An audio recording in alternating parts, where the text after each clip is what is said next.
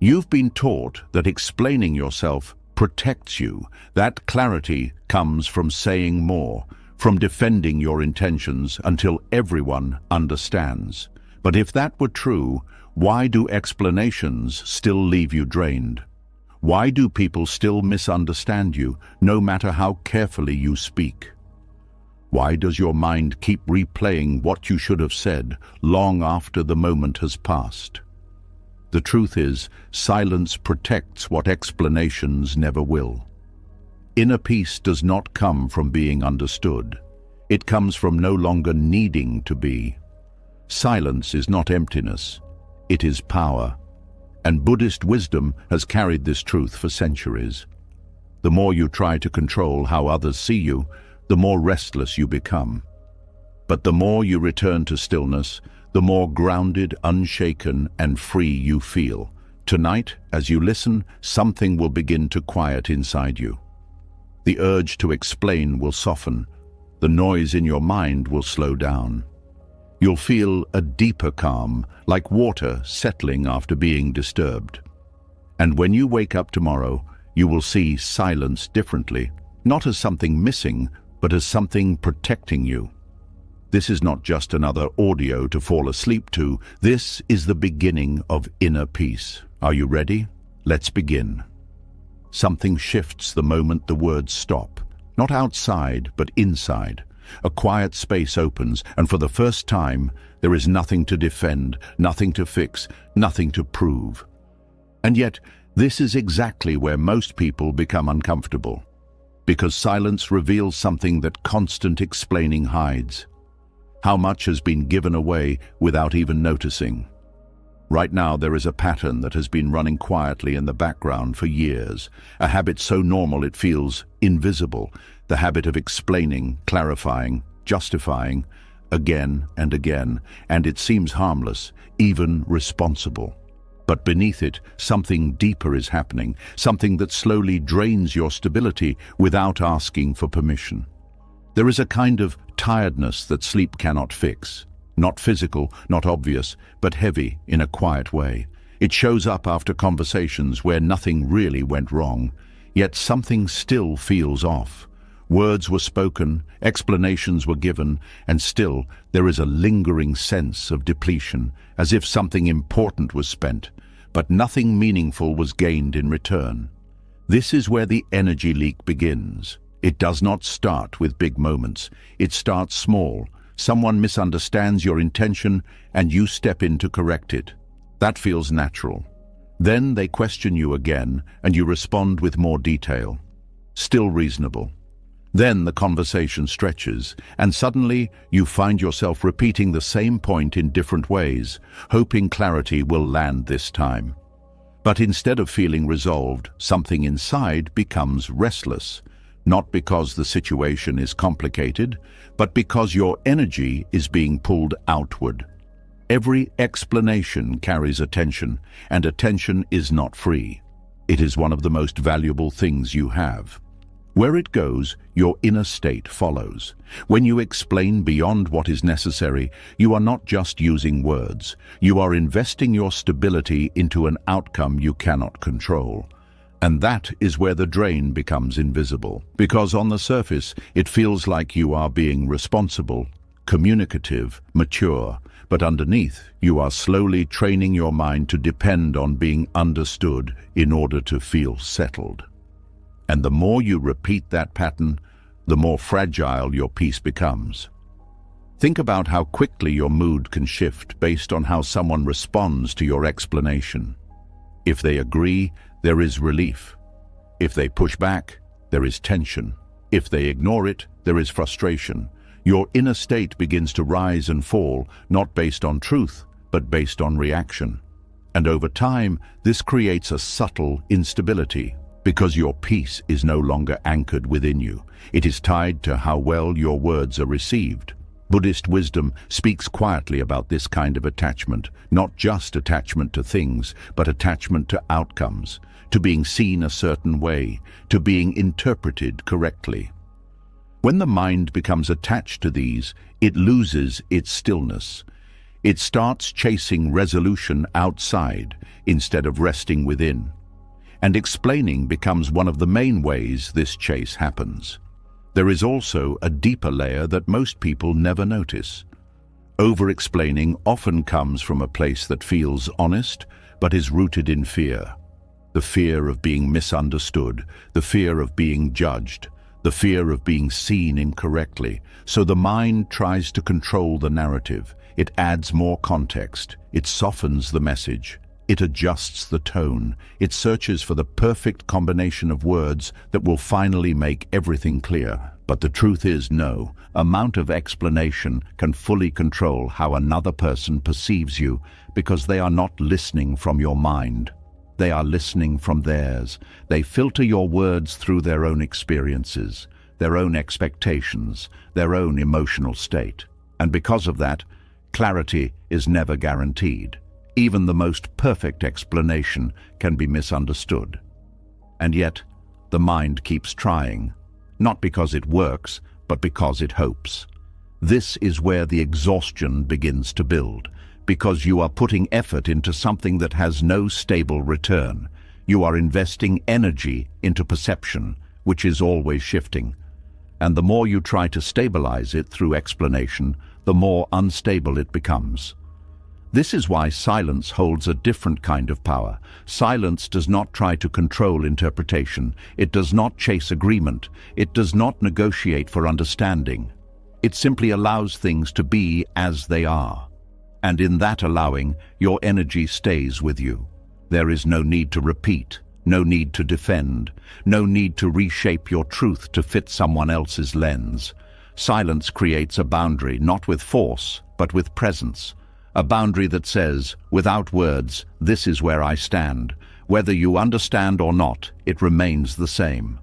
That kind of silence is not avoidance. It is alignment.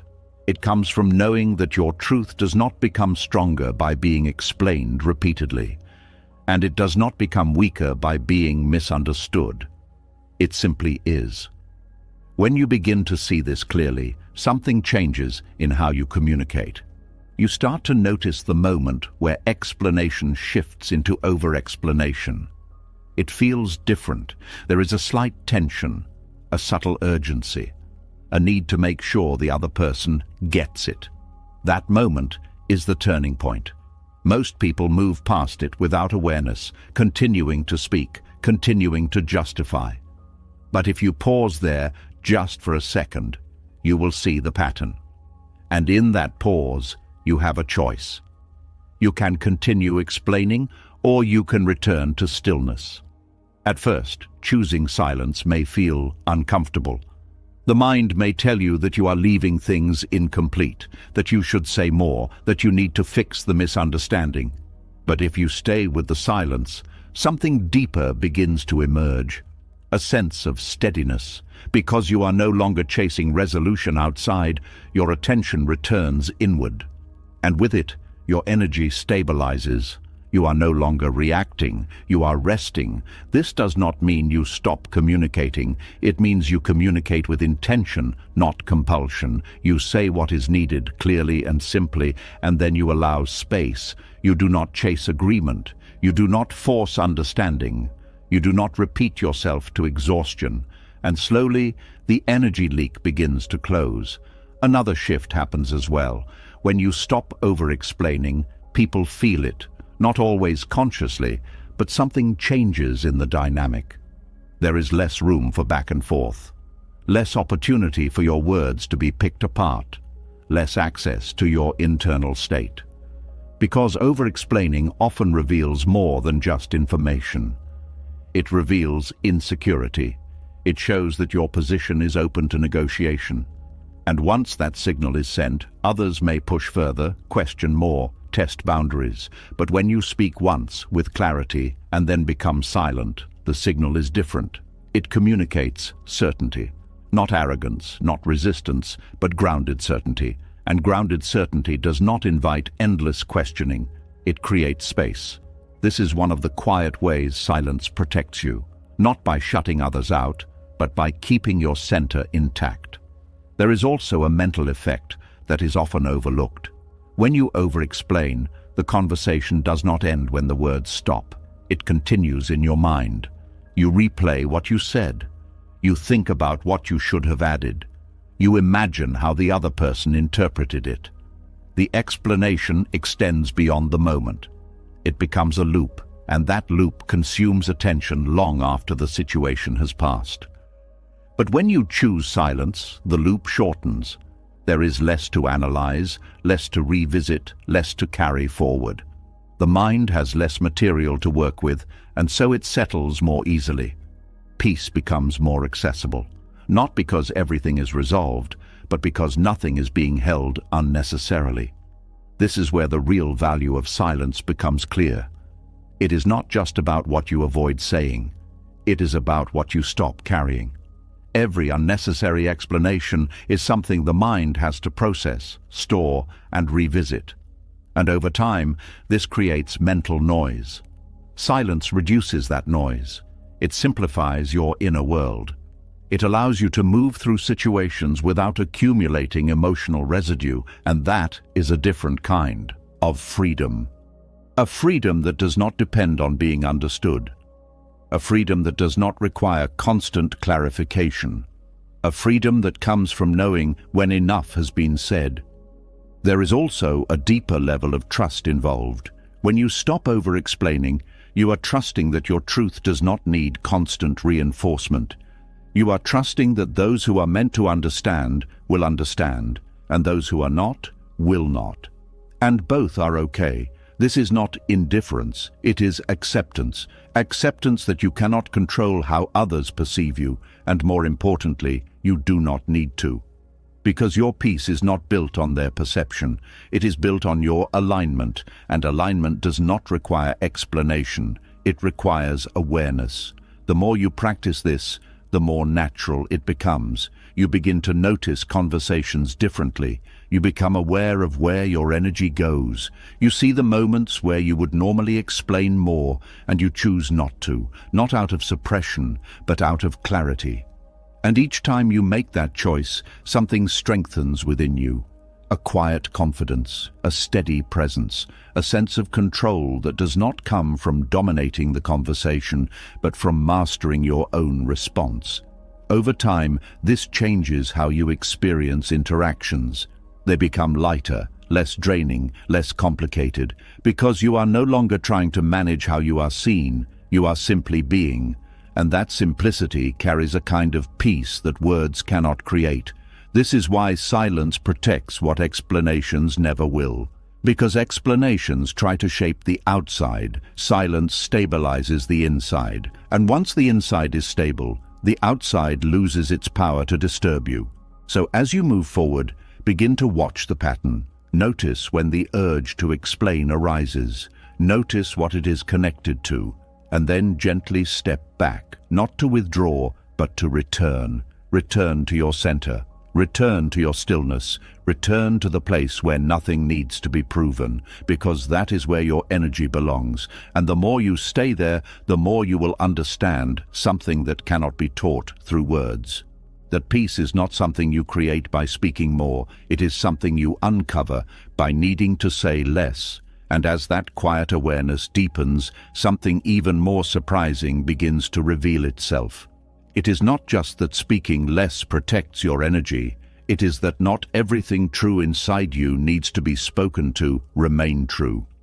There is a deeper layer of silence, one that is not about restraint, but about understanding.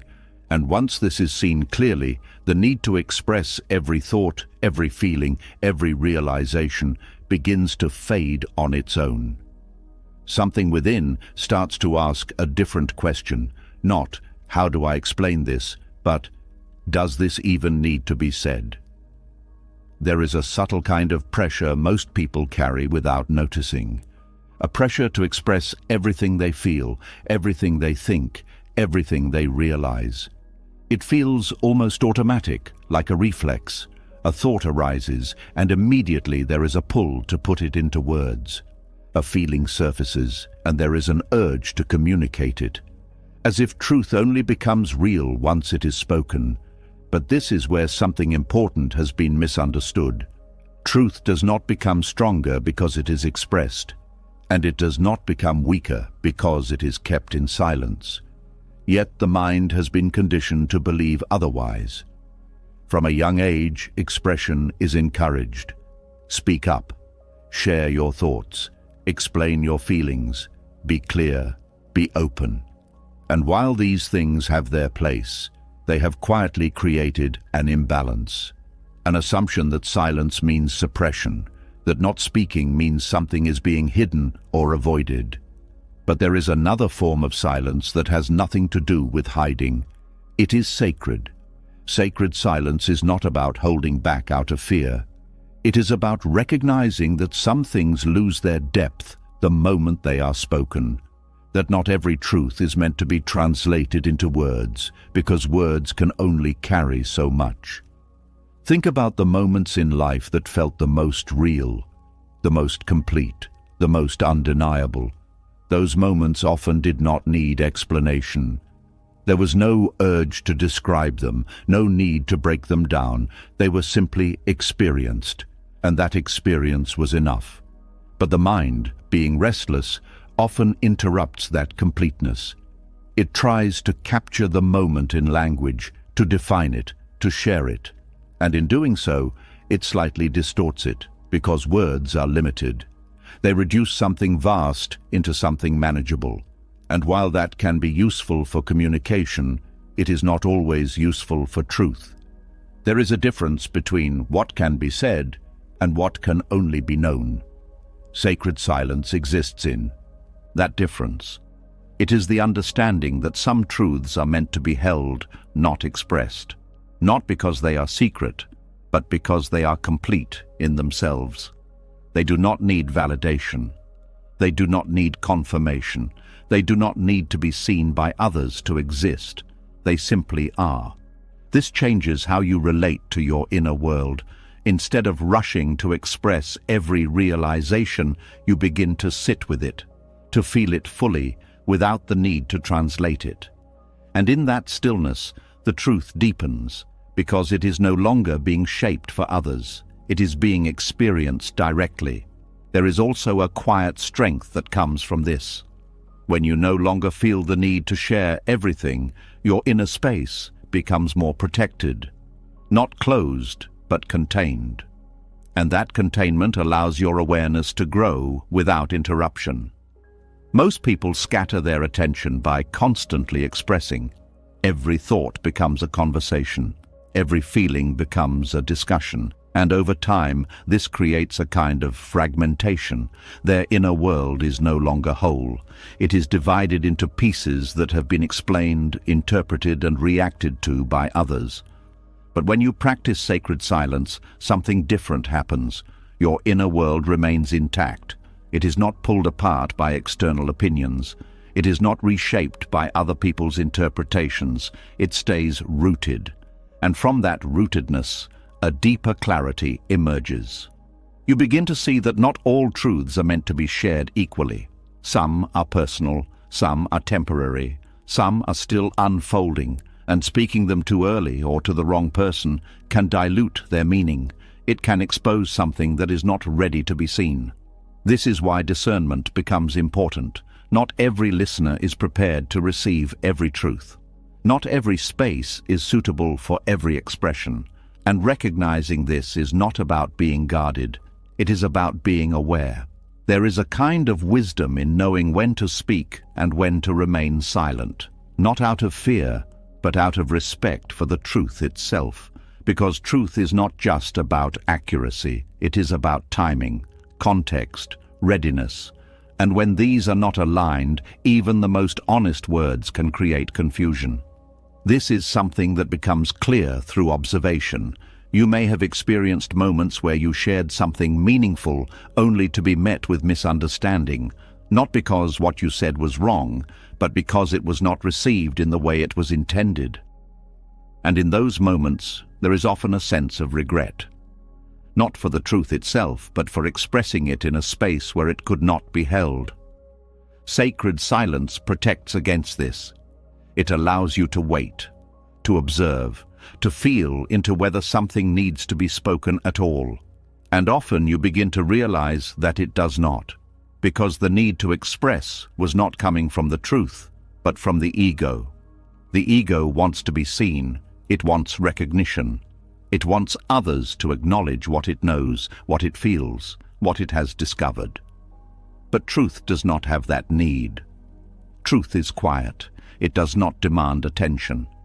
It does not seek approval. It exists independently of whether anyone else is aware of it. And when you begin to align with that, your relationship with expression changes. You stop speaking to be validated. You stop sharing to be confirmed. You stop explaining to be understood. And instead, you speak only when it serves something deeper, when it adds clarity, when it creates connection, when it is necessary. Everything else you let remain in silence. There is also a peacefulness that comes from this. When you are not constantly expressing, your mind becomes less active. There are fewer conversations to replay, fewer reactions to process, fewer interpretations to manage.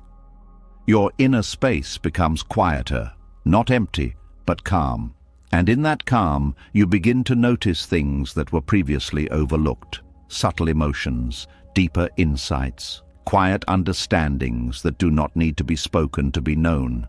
This is where silence becomes more than just the absence of noise. It becomes a way of seeing, a way of being present without the need to define everything, a way of experiencing life without constantly translating it into language.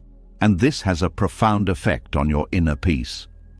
Because the more you rely on words to make sense of everything, the more your mind becomes active. It starts labeling, analyzing, categorizing. But when you allow some things to remain unspoken, the mind begins to settle. It no longer feels the need to process everything. It can simply observe, and in observation, there is stillness.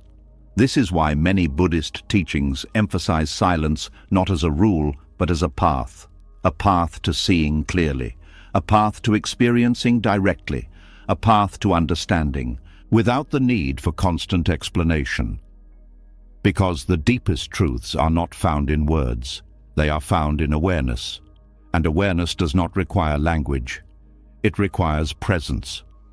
When you begin to live this way, something shifts in how you relate to others as well.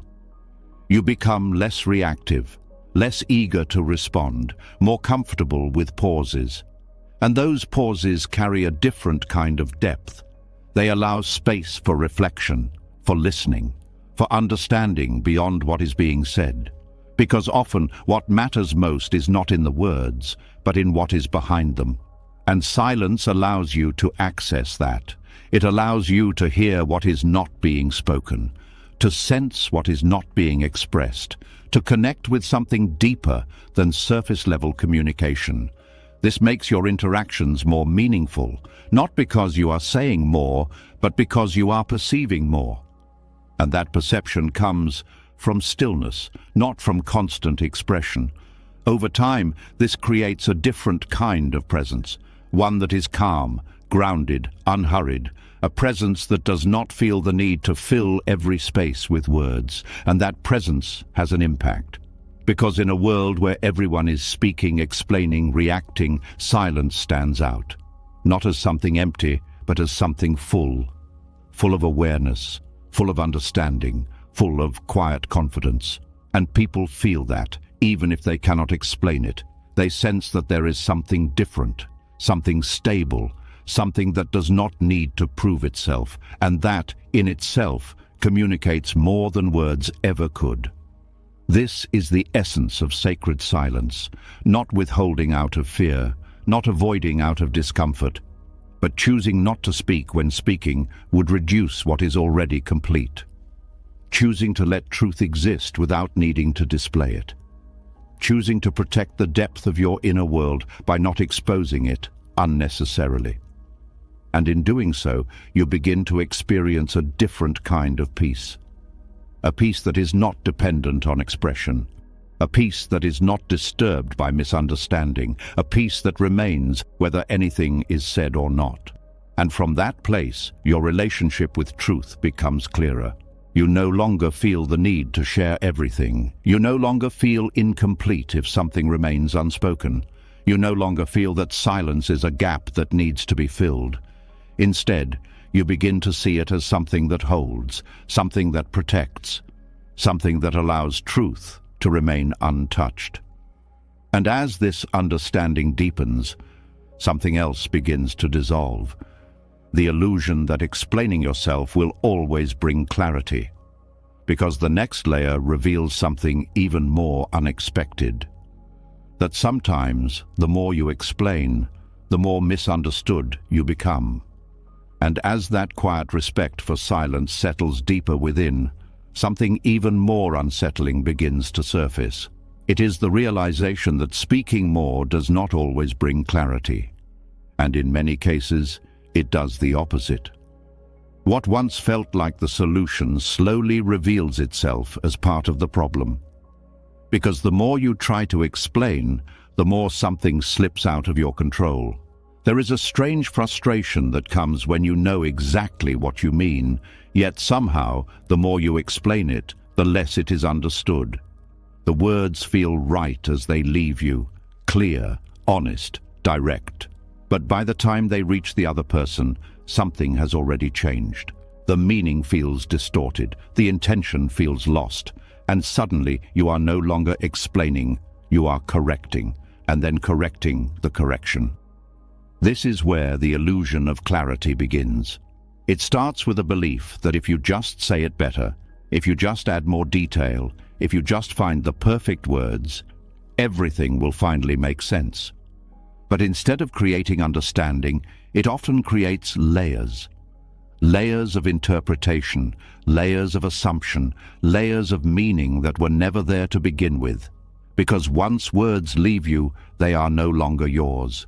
They enter another mind, and that mind does not receive them as they were sent. It reshapes them, it filters them, it adjusts them to fit what it already believes.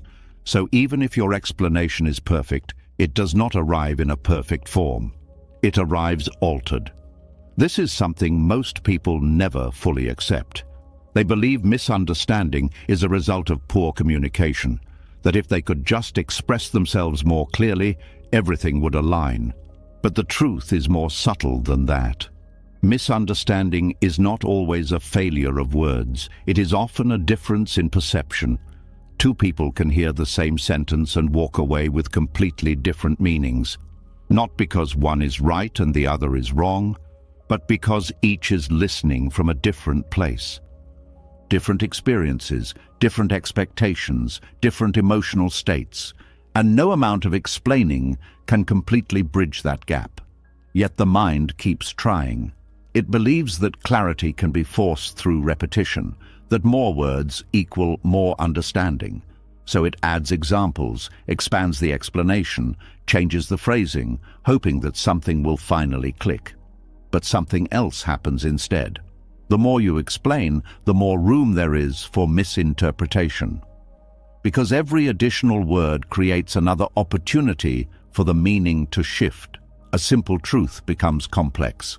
A clear message becomes layered.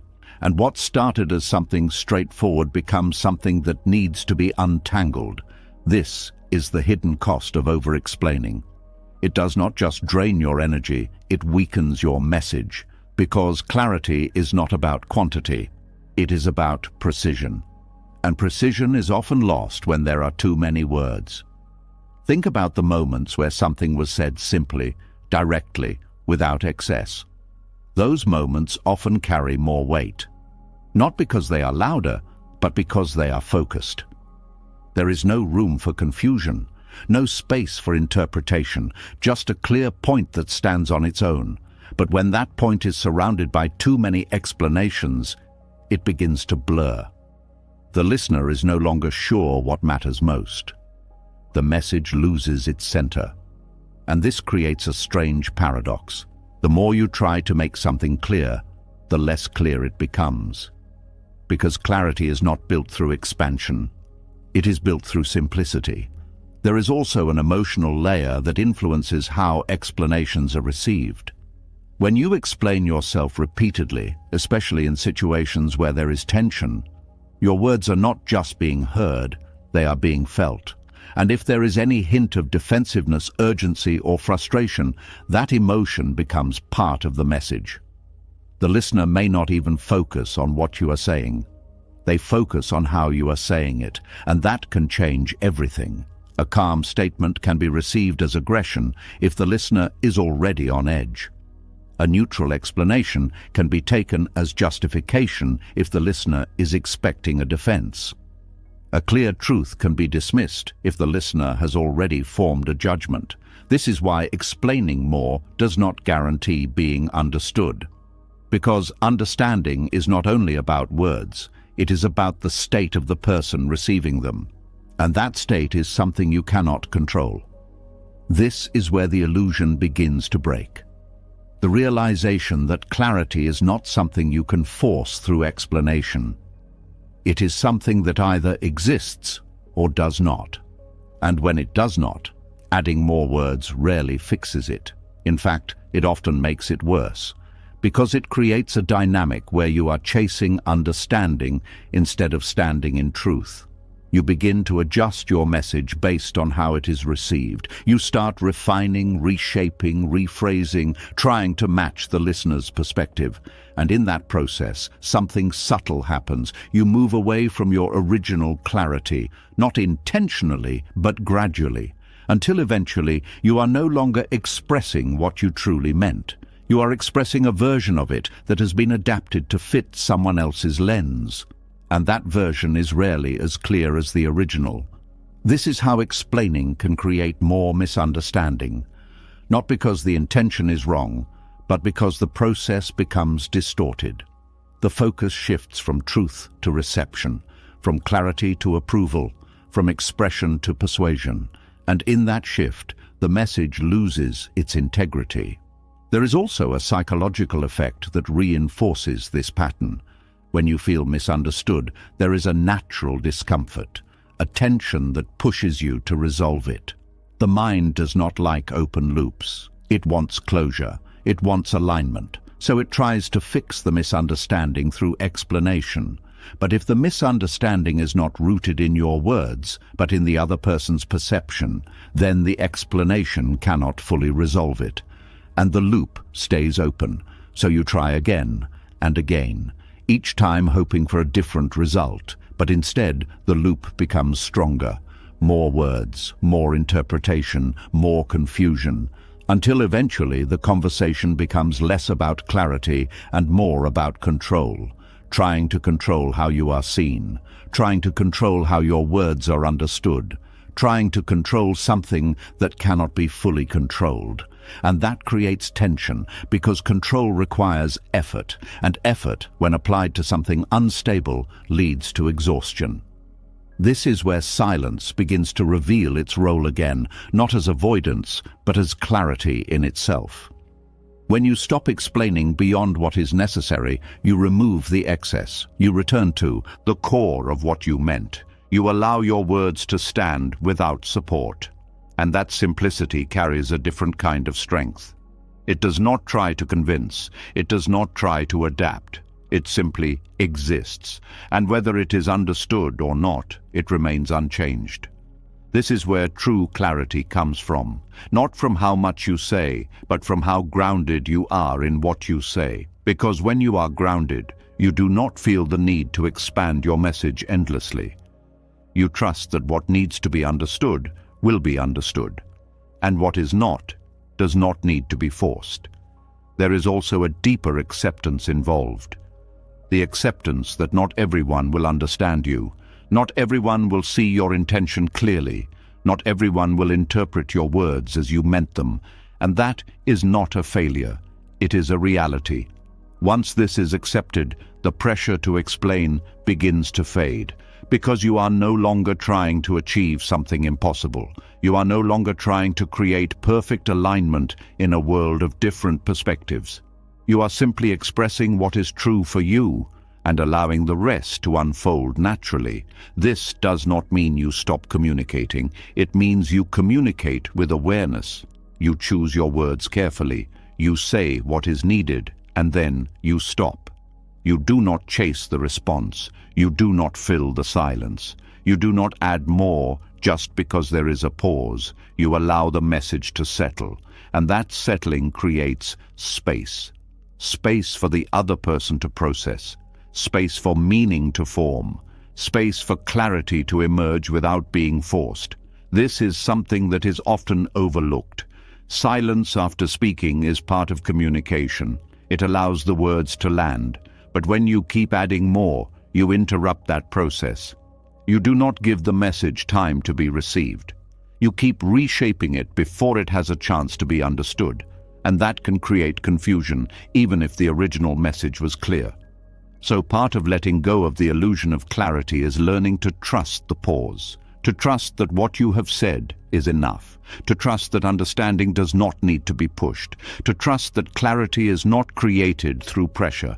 And this trust changes everything. It removes the urgency. It removes the need to control. It removes the compulsion to explain endlessly. And in that removal, something else appears, a sense of ease, a sense of space, a sense of calm that does not depend on being understood, because you are no longer chasing clarity outside. You are resting in clarity within, and from that place, communication becomes lighter, more natural, less forced.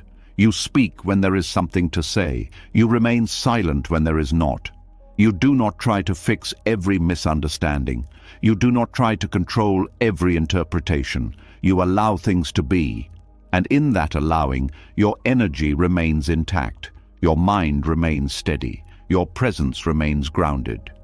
This is the deeper understanding behind the illusion of clarity, that explaining more does not always bring understanding, that words are not always the bridge we think they are, that sometimes the more we try to make things clear, the more we complicate them, and that true clarity does not come from how much is said. It comes from how much is unnecessary, is left unsaid. As this becomes clear, another layer begins to unfold. Because beyond explanation, beyond clarity, beyond even being understood, there is a deeper kind of power. A power that does not come from speaking, but from not needing to justify what you feel. And that is where something even more personal begins to shift. And as that realization settles in, something even more personal begins to surface. It is no longer just about words, or clarity, or being understood. It moves deeper into a place most people rarely question, a place where emotions live, and where power is often quietly given away without awareness.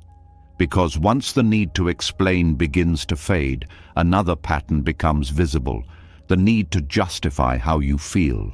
A feeling rises inside you, and almost immediately there is a subtle pressure to explain it, to make it reasonable, to make it acceptable, to make sure it can be understood by someone else before you allow yourself to fully stand in it. And without noticing, your emotional world becomes something you feel you have to defend. But something shifts the moment you stop doing that. There is a quiet discomfort that appears when you feel something strongly, yet cannot easily explain why. It could be a sense of unease around someone, a sudden loss of interest in something that once mattered, a boundary that forms without a clear reason. And in those moments, the mind begins searching for justification. It asks questions. Why do I feel this way? Is this valid? Will this make sense to others? Should I explain it better? And before you know it, the feeling itself is no longer the focus. The explanation becomes the priority. This is where emotional sovereignty is lost. Because the moment you feel the need to justify your emotions, you place their legitimacy outside of yourself. You begin to believe that a feeling is only valid if it can be explained clearly, if it can be understood logically, if it can be accepted by others. But emotions do not follow logic in that way. They arise from layers that are deeper than words. They are shaped by experiences, by patterns, by subtle perceptions that the conscious mind cannot always articulate, and trying to force them into neat explanations often distorts them. You end up explaining something that was never meant to be explained. And in doing so, you move away from the truth of what you feel. This creates a disconnect. Instead of being present with your emotion, you are analyzing it. Instead of allowing it to exist, you are trying to make it acceptable. And that shift may seem small, but it has a powerful effect. Because when you stop trusting your emotions unless they are justified, you begin to doubt yourself. You begin to question your instincts. You begin to override what you feel with what seems reasonable. And over time, this weakens your inner authority. You no longer feel grounded in your own experience. You feel dependent on explanation, dependent on validation, dependent on making sense. But emotional sovereignty is the opposite of that. It is the ability to feel something fully without needing to explain it to anyone, including yourself. It is the quiet confidence that what you feel is real, even if it cannot be translated into words. It is the understanding that your emotions are not on trial. They do not need to be defended. They do not need to be approved. They do not need to be understood by others to be valid. They simply need to be acknowledged. This changes how you relate to yourself. Instead of questioning every feeling, you begin to observe it. Instead of trying to justify it, you allow it. Instead of seeking external confirmation, you stay with your internal experience. And in that staying, something stabilizes. Because you are no longer moving away from yourself in search of clarity. You are returning to yourself in acceptance. There is also a deeper layer to this. When you feel the need to justify your emotions to others, it often comes from a desire to be seen in a certain way, to be perceived as reasonable, as fair, as logical. You want your feelings to make sense, not just to you, but to them. And that desire shapes how you express yourself. You soften your words. You adjust your tone. You add explanations. You try to make your emotion fit into something that can be easily understood. But in doing so, you may be diluting what you actually feel. You are not expressing the emotion itself. You are expressing a version of it that has been filtered for acceptance. And that version is not always accurate.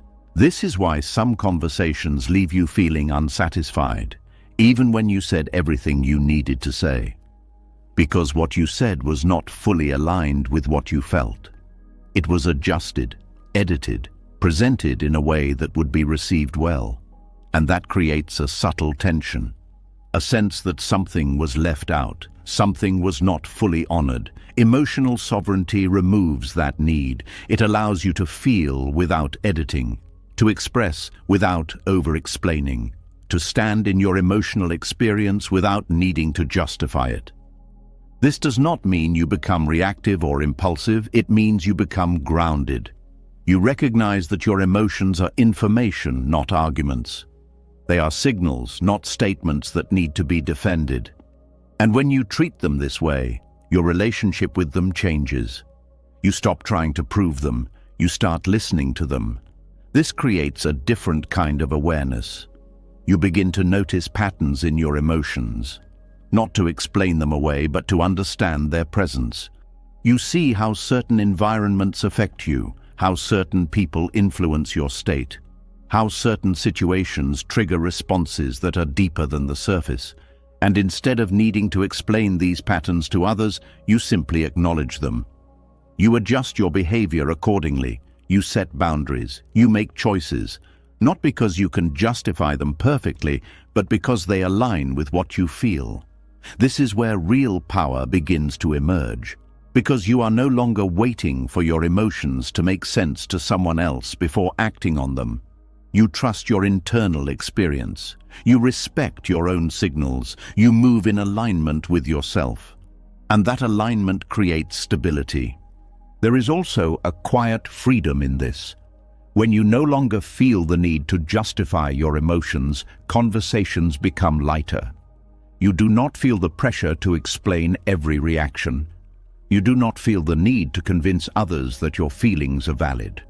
You simply express what is necessary and allow the rest to remain within you. This reduces conflict, not because disagreements disappear, but because you are no longer trying to win emotional arguments. You are not trying to prove that your feelings are right. You are simply acknowledging that they exist, and that changes the dynamic. Because when you stop defending your emotions, others have less to push against. There is less friction, less resistance, more space. This also protects your energy. Justifying emotions is exhausting. It requires mental effort, emotional effort, constant adjustment. But when you stop doing that, your energy remains with you. You are not spending it on explanations that may not be received. You are not draining it in conversations that go in circles. You are conserving it, and that conservation leads to clarity. Not the kind that comes from explaining, but the kind that comes from being grounded. There is another subtle shift that happens. When you no longer justify your emotions, you become less influenced by how others react to them. If someone disagrees, it does not shake you. If someone does not understand, it does not destabilize you. Because your emotional experience is no longer dependent on their response. It stands on its own. This creates a sense of independence, not isolation, but self-reliance. You are not disconnected from others, but you are not controlled by their perceptions. You can engage, communicate, connect without losing your center. And that is what emotional sovereignty truly is. It is not about suppressing emotions. It is not about ignoring them. It is about owning them without needing to justify them. There is also a deeper peace that comes with this. When you stop analyzing every feeling, the mind becomes quieter.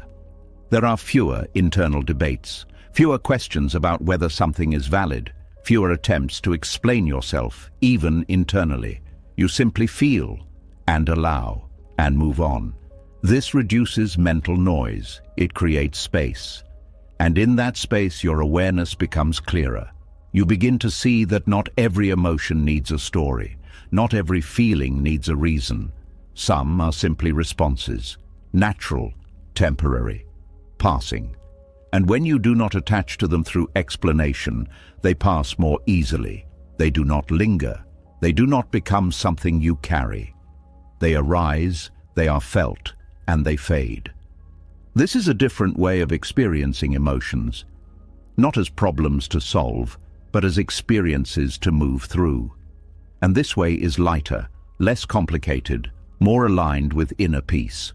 Because peace is not found in controlling emotions. It is found in not being controlled by the need to explain them. As this becomes clearer, your sense of self begins to shift. You feel more stable, more grounded, less reactive, more aware. And from that place, your interactions change, your decisions change, your presence changes, because you are no longer operating from a place of needing to justify. You are operating from a place of knowing what you feel, knowing what aligns, knowing what does not, and acting accordingly, without needing to explain every step. This is where silence deepens again, not just as a way of protecting your energy, but as a way of protecting your emotional space, because not everything you feel needs to be shared. Not everything you experience needs to be explained. Some things are meant to remain within you, not hidden, but held with awareness, held with respect, held without the need for external validation. And in holding them, you strengthen your connection to yourself. You become less dependent on others to define your experience. You become more rooted in your own awareness, and that rootedness is what creates lasting peace. Not the absence of emotion, but the absence of the need to justify it. And as this understanding settles, something else begins to form. A boundary that does not need to be spoken. A presence that does not need to defend. A quiet strength that does not need to explain. Because the next layer of silence is not just about what you say or feel. It is about what you allow and what you no longer allow. And that is where something even more protective begins to take shape. And as that inner stability begins to take root, something new starts to form quietly beneath the surface. It is not loud, not forceful, not something that needs to be announced, but it is there. A shift in how you allow others into your space. A subtle change in what you respond to, what you engage with, what you no longer entertain. Because once you stop explaining your emotions, once you stop justifying your inner world, the next question naturally arises. What do you allow to reach you at all? There is a kind of peace that cannot exist without protection. Not protection through confrontation, not protection through control, but protection through quiet boundaries that do not need to be spoken to be real. Something inside begins to feel different. Situations that once pulled you in no longer have the same grip. Words that once triggered a reaction now pass through without leaving a mark. And it is not because the world has changed. It is because your access points have. There is a boundary there now, not visible, not declared, but deeply present. Most people think boundaries must be explained. They believe that for a boundary to be respected, it has to be announced, defended, repeated. But there is another kind of boundary that works in a different way. A quiet boundary, one that is not built through words, but through behavior, through what you respond to, through what you ignore, through what you allow to continue and what you quietly step away from. And this boundary is often stronger than any spoken one, because it is not dependent on agreement. It does not require understanding. It does not need to be accepted by others to exist. It simply functions. There is a pattern that becomes clear when you observe how people interact. They test limits, not always intentionally, not always consciously, but it happens. They say things, do things, push in certain directions, and then watch how you respond. Your response teaches them where the line is, not your words, not your explanations, your response. If you react every time, if you engage every comment, if you explain every boundary, you are giving them access. You are showing them that your attention is available, that your energy can be pulled, that your space is open. But when you stop responding to what does not align, something changes. The access begins to close, not through resistance, but through absence. And that absence is powerful, because it sends a message without saying anything. It shows that not everything deserves your attention, that not every action requires a response, that your peace is not something that can be easily interrupted. This is how silence builds invisible walls, not by blocking others out, but by filtering what reaches you. You become selective, not in a harsh way, not in a defensive way, but in an aware way. You begin to notice what drains you, what disturbs your inner state, what pulls you into unnecessary engagement. And instead of reacting, you withdraw your attention. Not dramatically, not with explanation, simply by not participating. This is where many people struggle, because they feel that not responding is rude, that silence needs to be justified, that if they do not explain their boundary, it will not be respected. But in reality, constant explanation often weakens boundaries. Because it invites negotiation, it opens the door for debate. It creates space for others to question, to push, to test further. But a quiet boundary does not invite negotiation. It does not explain itself. It does not defend itself. It simply exists. And because it exists consistently, it becomes clear, not through words, but through patterns. People begin to understand what you tolerate and what you do not. Not because you told them, but because you showed them. There is also a deeper shift that happens internally. When you rely on silence to maintain your boundaries, you are no longer seeking permission to protect your space. You are not asking for understanding. You are not waiting for agreement.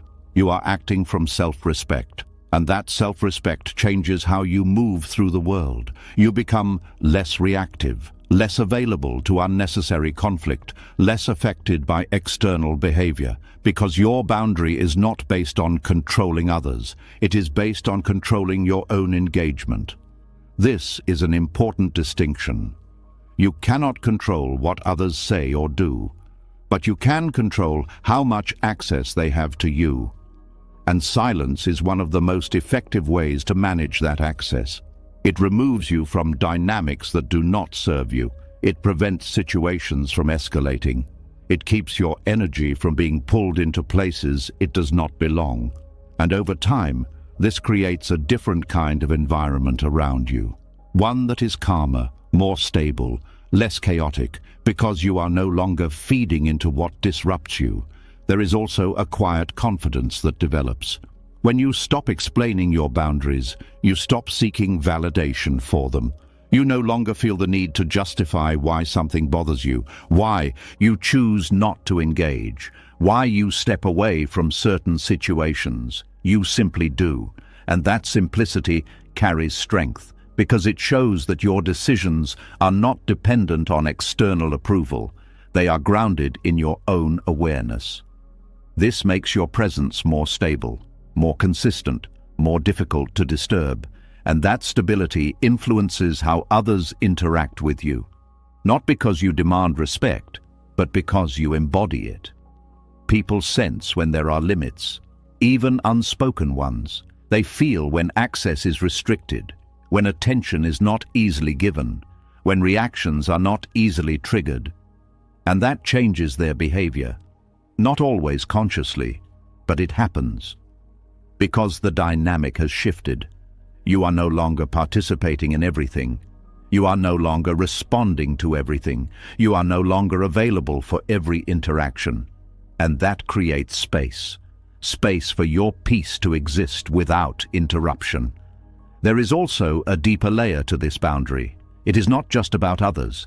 It is about your own habits, your own tendencies, your own impulses. Because sometimes the greatest disturbances come from within. The urge to check, to respond, to engage, to react. And silence can be applied here as well. Not just in communication, but in action. You begin to notice the moments where you would normally respond, where you would normally explain, where you would normally get involved, and instead you pause. You allow the moment to pass without engagement. And in that pause, something changes.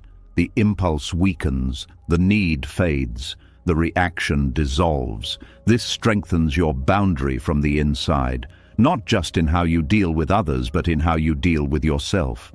You become less controlled by immediate reactions, less driven by habitual responses, more aware of where your energy goes, and more intentional about where it stays.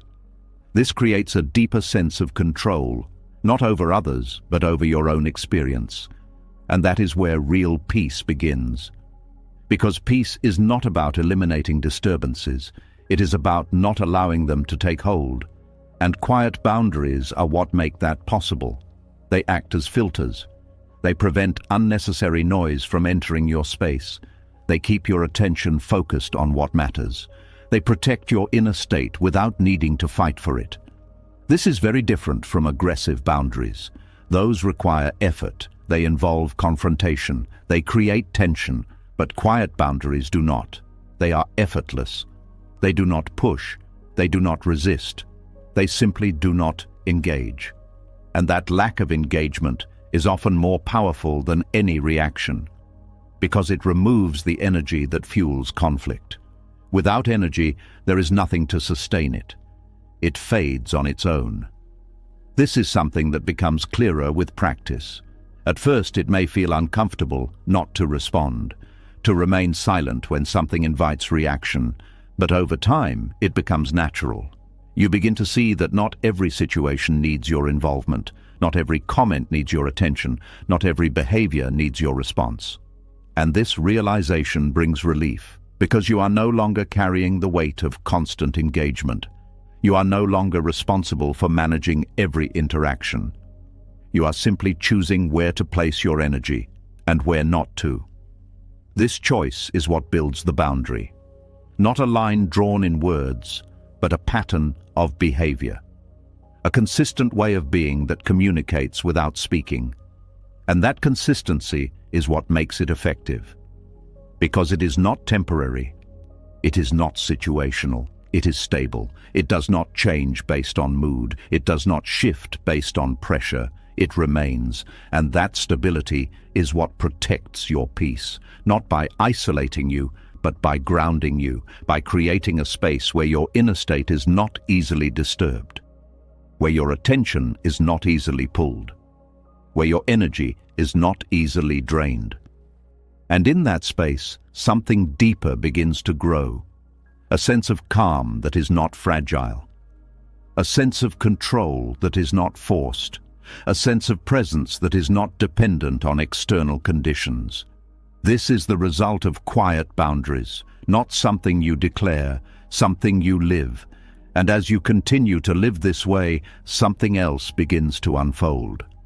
Because once your boundaries are established, once your space is protected, once your energy is no longer leaking outward, you begin to notice how much power there is in not reacting at all. Not just in protecting your peace, but in transforming how situations unfold around you. And that is where silence reveals another layer of strength. One that does not come from what you say, but from what you choose not to respond to. And as those quiet boundaries begin to hold their shape, something even more revealing comes into view. It is not just about what you allow or what you ignore. It is about what happens in the exact moment you feel pulled to react and choose not to. Because there is a space, small but powerful, that appears between what happens to you and how you respond.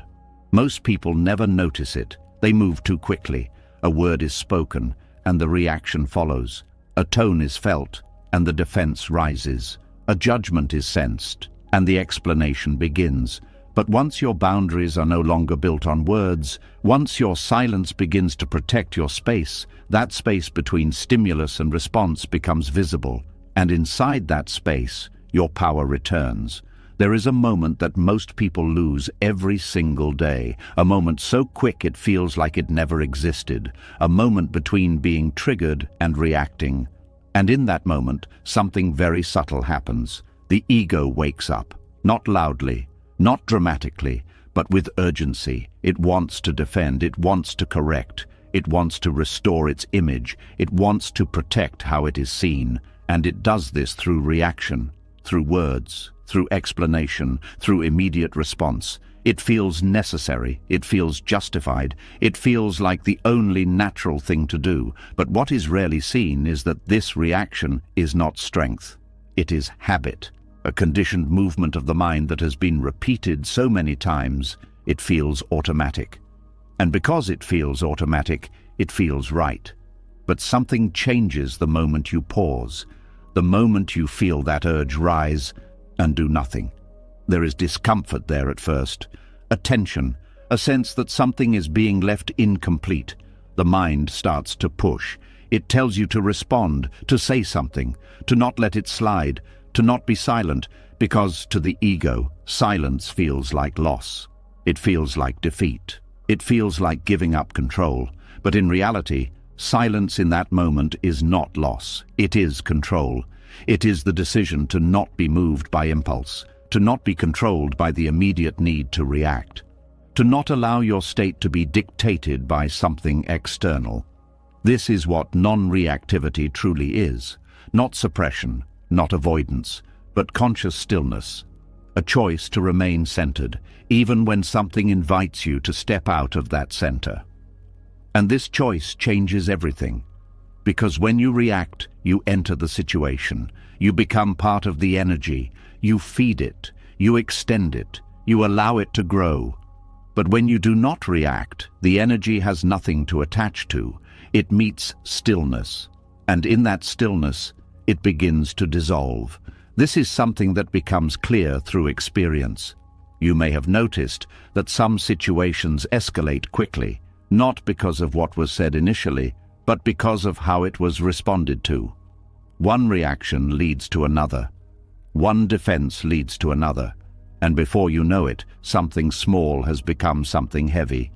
But if even one side remains still, the situation changes. There is no fuel, no continuation, no momentum, and often it ends much sooner. This is the quiet power of non-reactivity. It does not fight, it does not resist, it simply does not engage. And that lack of engagement is what gives it strength. Because it cannot be pulled, it cannot be provoked easily, it cannot be controlled through emotional triggers. And that makes it stable. There is also a deeper shift that happens internally. When you stop reacting immediately, you begin to see your own patterns. You notice what triggers you. You see what pulls your attention. You become aware of the thoughts that arise, and instead of being inside them, you are observing them. This creates distance, not emotional distance from life, but awareness of your internal movements. And in that awareness, you gain clarity. You see that not every thought needs to be followed. Not every feeling needs to be expressed. Not every trigger needs a response. This reduces unnecessary action. It simplifies your experience, and it allows you to move through situations with more control. Not control over others, but control over yourself. And that is where real strength lies, because anyone can react. It requires no effort, no awareness, no discipline, but not reacting. That requires presence. It requires the ability to stay with discomfort without immediately trying to change it. It requires trust that silence is not weakness, that not responding is not losing, that stillness is not passivity. And once you begin to trust this, your relationship with conflict changes. You no longer see it as something that needs to be addressed immediately. You no longer feel the pressure to respond in the moment. You allow space, you allow time, you allow yourself to remain grounded. And from that grounded place, if a response is needed, it comes differently. It is not reactive, it is intentional. It is not driven by emotion, it is guided by awareness. This is an important distinction. Non-reactivity does not mean you never respond. It means you choose when and how to respond, not based on impulse, but based on clarity.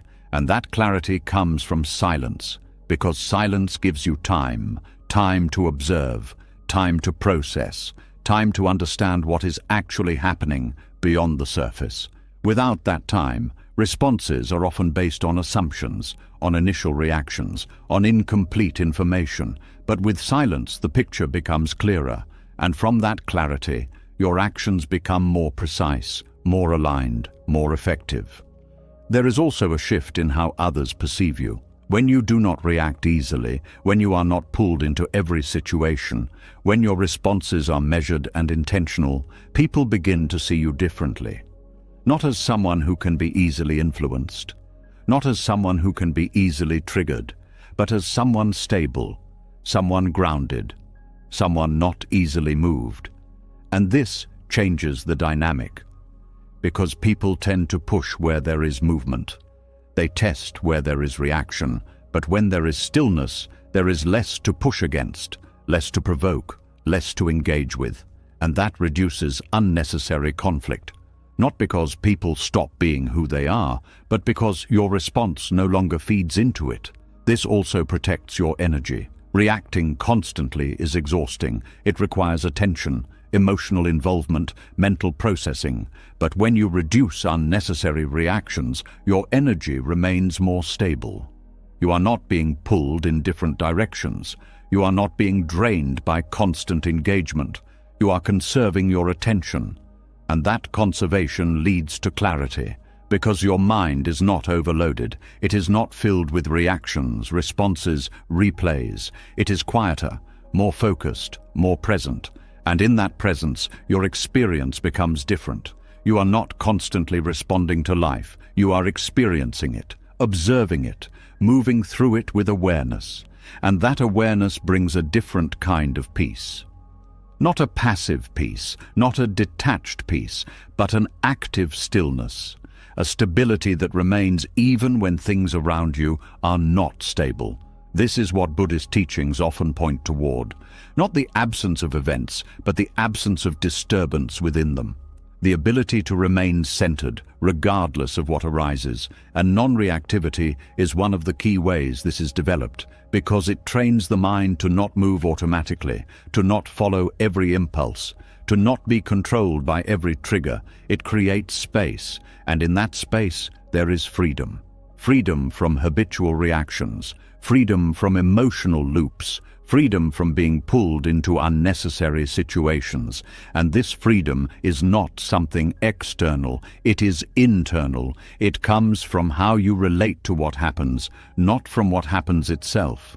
As this becomes clearer, your interactions become more intentional. You speak less, but with more meaning. You respond less, but with more clarity. You engage less, but with more awareness. And this creates a different presence, one that is calm, one that is steady, one that does not need to prove itself through reaction, because it is grounded in something deeper, something that does not move easily. And that grounded presence is felt, even without words, because silence, when it comes from strength, communicates something that words cannot. It shows that you are not controlled by the situation, that you are not dependent on reaction, that you are stable. And that stability is powerful, not in an aggressive way, not in a dominant way, but in a quiet, unshakable way. The kind of strength that does not need to announce itself, it is simply there. And as you continue to practice this, something becomes more natural, the pause becomes easier, the silence becomes comfortable. The need to react becomes weaker, and your presence becomes more grounded, more aligned, more at peace. Because you are no longer moving with every wave. You are steady beneath them, and from that steadiness, everything changes. Not outside, but inside. And that inner change reflects outward, in how you speak, in how you respond, in how you carry yourself, because you are no longer reacting from ego. You are responding from awareness, or choosing silence when no response is needed. And that choice, that simple, quiet choice, is where your power lives. And as that quiet strength of non-reactivity begins to settle, something else starts to reveal itself. It is no longer just about what you choose not to respond to. It is about what happens when you do speak. Because even when there is no reaction, there can still be disturbance, not from others, but from the weight of your own words. There is a kind of tension that lingers after speaking too much, a subtle heaviness that does not come from what was said, but from how much was said. And slowly, it becomes clear that not all harm comes from loud conflict. Some of it comes from unnecessary expression. There is a noise that does not come from the outside world. It comes from within. A constant movement of thoughts turning into words, words turning into conversations, conversations turning into something that never fully settles. And the more this movement continues, the harder it becomes to find stillness, because every word carries energy. And when too many words are used without awareness, that energy becomes scattered. This is the part most people overlook. They believe speaking is neutral, that words are just tools for communication, but words are not neutral. They shape your inner state. They influence your attention. They affect how your mind moves. When you speak more than necessary, your mind does not return to stillness easily. It keeps moving, it replays, it analyzes, it continues the conversation long after it has ended. And this creates a kind of inner disturbance, not obvious, not dramatic, but persistent. It is like throwing stones into calm water again and again. Each word creates a ripple, and when the ripples never stop, the water never becomes still. This is what unnecessary words do. They disturb the natural stillness of your mind. There is also a deeper layer to this disturbance. Speaking too much often comes from a need to fill silence, a need to be heard, a need to be seen, a need to connect. And while these needs are human, when they are expressed without awareness, they create imbalance. Because the more you speak to satisfy these needs, the more dependent you become on the act of speaking itself. You begin to feel uncomfortable in silence. You feel the urge to fill every pause, to respond to every moment, to add something, even when nothing needs to be added. And this creates a habit of constant expression. But constant expression does not create peace. It creates noise, and that noise does not stay outside. It enters your inner world. It becomes part of your mental environment. There is also a subtle loss that happens when you speak too much. You lose depth, because depth requires space. It requires silence. It requires moments where nothing is said, where something is simply felt or observed. But when every moment is filled with words, there is no space for depth to form. Everything stays on the surface, quick, immediate, reactive. And over time, this makes your inner world feel shallow, not because there is nothing there, but because there is no room for it to settle. There is no space for understanding to deepen. There is no pause for awareness to grow. This is why silence is often associated with wisdom. Not because silent people know more, but because they allow more to settle. They give space for thoughts to mature, for emotions to stabilize, for understanding to deepen without interruption. And this space creates clarity, a clarity that cannot be achieved through constant talking. Because clarity is not created through more words. It is revealed through less noise. There is also an emotional impact to unnecessary words. When you speak without awareness, you often say things that do not need to be said. Small comments, quick reactions, unnecessary opinions. And each of these can create subtle consequences. They can affect how others feel. They can create misunderstandings. They can add tension to situations that were previously calm. Not because there was intention to harm, but because there was no awareness of the impact.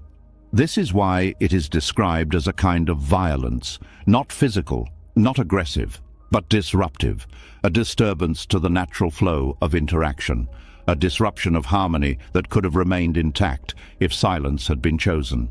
There is also a personal consequence. Every unnecessary word adds to your mental load. It creates something that needs to be processed, something that may be revisited, something that may need to be explained or corrected later. And this accumulation builds over time, until your mind is filled with fragments of conversations. Things said, things unsaid, things that could have been left alone. And this creates clutter, mental clutter, emotional clutter, a kind of internal noise that makes it difficult to rest. But when you begin to speak less, something changes. The clutter reduces, the mind becomes lighter, there are fewer things to process, fewer things to revisit, fewer things to carry, and this creates space. Space for stillness, space for clarity, space for peace. There is also a shift in how you listen. When you are not focused on speaking, you become more aware of what is happening around you. You notice details. You pick up on subtle cues. You hear not just the words, but the tone, the pauses, the underlying emotion.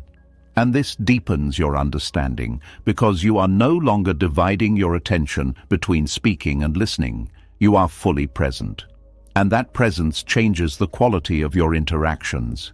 They become more meaningful, more grounded, less rushed, less filled with unnecessary exchange. Because you are not trying to contribute constantly, you are allowing the moment to unfold.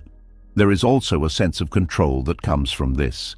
Not control over others, but control over your own expression. You are no longer speaking automatically. You are choosing your words. You are aware of when to speak and when to remain silent. And this awareness creates precision. Your words become more intentional, more focused, more impactful, because they are not diluted by excess. They are not surrounded by unnecessary detail. They stand on their own, clear, direct, aligned. This changes how others receive you. When you speak less, people listen more, because your words carry weight. They are not lost in a stream of constant talking. They are distinct, noticeable. And this creates a different kind of communication, one that is not based on volume, but on presence. There is also a deeper sense of respect that develops, not just from others, but within yourself. because you are no longer reacting through speech. You are responding through awareness. You are not filling space out of habit. You are allowing space to exist, and that allowance reflects a level of self-control, a level of discipline, a level of awareness that strengthens your inner state. This is where harmony begins to return, not because the world becomes quieter, but because your interaction with it becomes more balanced. You are not adding unnecessary noise. You are not contributing to the disturbance. You are maintaining a sense of stillness, even while engaging. And that stillness influences everything. Your thoughts become clearer. Your emotions become more stable. Your presence becomes more grounded, because there is less interference, less movement, less distraction. There is also a deeper realization that emerges, that not everything needs to be expressed. Not every thought needs to be spoken. Not every feeling needs to be shared immediately. Some things are meant to remain within you, to be observed, to be understood internally, to pass without becoming external. And this realization changes how you relate to your own mind. You stop treating every thought as something that needs to be acted on. You stop giving importance to every impulse. You begin to filter, not through suppression, but through awareness. And this filtering creates calm, because the mind is no longer constantly projecting outward. It is allowed to rest, to settle, to exist without constant output. This is where inner harmony begins to take shape, not as something forced, not as something created through effort, but as something that emerges when unnecessary disturbance is removed, when the noise decreases, when the words become fewer, when the mind is not constantly moving outward. And in that harmony, something else becomes possible, a deeper connection to yourself, a clearer awareness of your internal state, a stronger sense of presence that is not dependent on expression, because you are no longer scattered. You are contained, and that containment creates strength, a quiet strength, one that does not need to be seen, one that does not need to be heard, one that simply exists. And from that existence, your interaction with the world changes. You speak when it matters. You remain silent when it does not. You choose your words with care. You allow silence with ease. And this balance creates something rare. A sense of peace that is not easily disturbed, because you are no longer contributing to the disturbance. You are no longer feeding the noise. You are not adding to the chaos. You are stepping back, not away from life, but away from unnecessary involvement. And in that step back, you gain clarity. You see more. You understand more. You feel more grounded, because your attention is not scattered across constant expression. It is focused, present, aware. This is the deeper meaning behind the violence of unnecessary words. Not that speaking is harmful, but that unconscious speaking disrupts what could have remained peaceful. And once you see this clearly, your relationship with words changes. They are no longer used freely. They are used intentionally, carefully, with awareness of their impact. And this awareness transforms your inner state, because you are no longer creating unnecessary disturbance. You are allowing harmony to remain. And as that harmony deepens, something else begins to unfold. A deeper understanding of when words should be used and when they should not. Because not every moment calls for expression. Some moments call for something else entirely, something quieter, something more aware, something that does not speak, but sees clearly. And as that inner harmony begins to stabilize, something even more refined starts to take shape. It is no longer just about speaking less or avoiding unnecessary words. It becomes something deeper, something more precise. A quiet awareness that begins to ask, not should I speak, but will speaking reduce what is already clear inside me? Because there are moments where words do not add truth, they dilute it. Something subtle begins to unfold when the noise within has settled. A kind of clarity that does not feel loud or urgent, but steady. And within that steadiness, there is a new sensitivity. a sensitivity to how easily truth can be weakened when it is expressed at the wrong time, in the wrong space, or to the wrong mind. There is a difference between truth as it is experienced and truth as it is explained. The moment truth is put into words, it begins to take form. It becomes shaped, limited, translated. And while this can make it easier to communicate, it can also strip away its depth. Because words cannot carry everything. They capture only a portion. And when that portion is misunderstood, incomplete, or received without the right context, something that was clear inside you becomes distorted outside of you. This is where discernment becomes essential, not the kind of discernment that judges, but the kind that sees clearly. The ability to recognize when speaking will serve clarity, and when it will diminish it.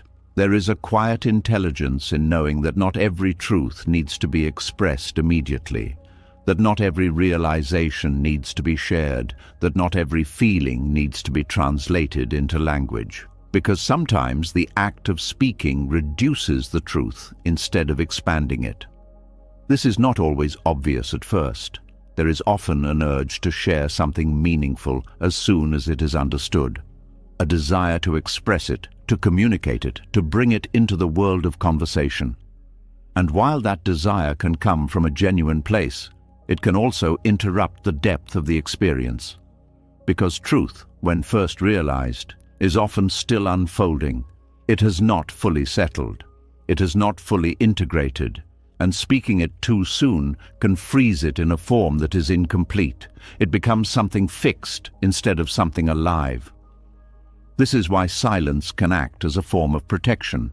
It allows truth to deepen without interference. It gives space for understanding to grow without being shaped prematurely. It prevents something real from being reduced to something simplified. There is also a relational aspect to this. Not every person is able to receive every truth in the same way. Some listen with openness. Some listen with resistance. Some listen through the filter of their own beliefs, their own experiences, their own limitations. And when truth is expressed in a space that cannot hold it, it often becomes misunderstood. Not because it was wrong, but because it was not received in the way it was intended. This can lead to unnecessary conflict, unnecessary explanation, unnecessary distortion. And over time, this can weaken your connection to your own truth, because you begin to adjust it, to reshape it, to make it more acceptable, more understandable, more aligned with how others see things. And in doing so, something original is lost. This is where discernment becomes protective. It helps you recognize when silence is more aligned than expression, when holding something within preserves its integrity, when speaking it would only create confusion or reduction. This is not about withholding out of fear. It is about choosing expression with awareness. It is about understanding that timing, context, and receptivity all matter. That truth is not just about what is said, but about when and how it is shared.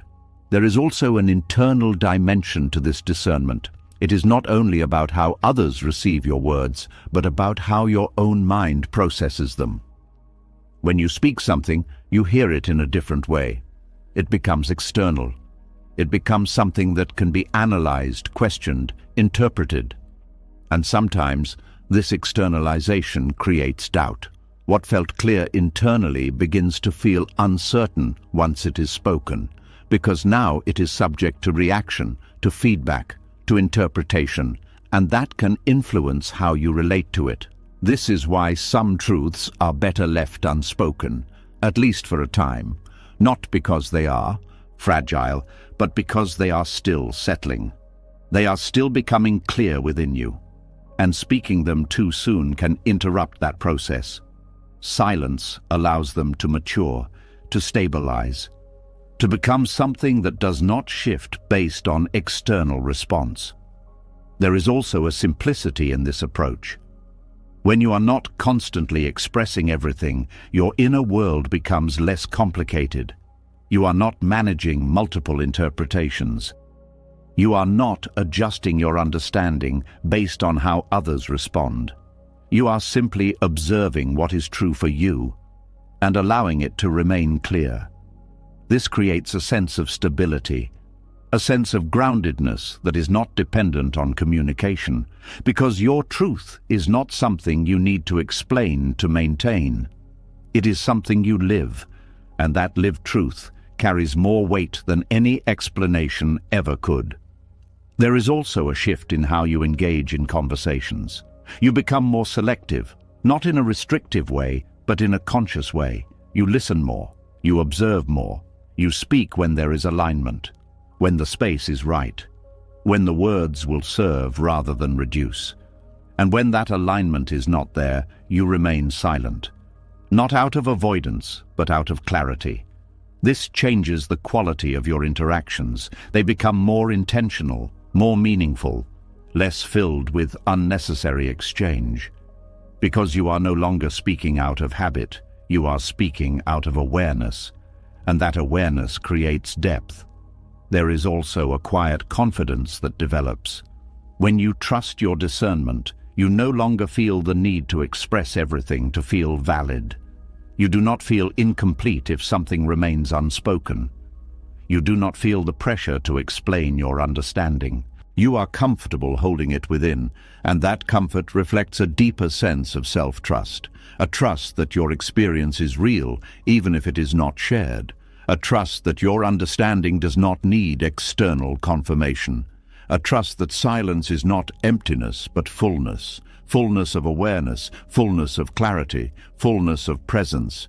This is where silence becomes more than just absence. It becomes a form of intelligence, a way of navigating situations with precision, a way of preserving what matters without unnecessary exposure.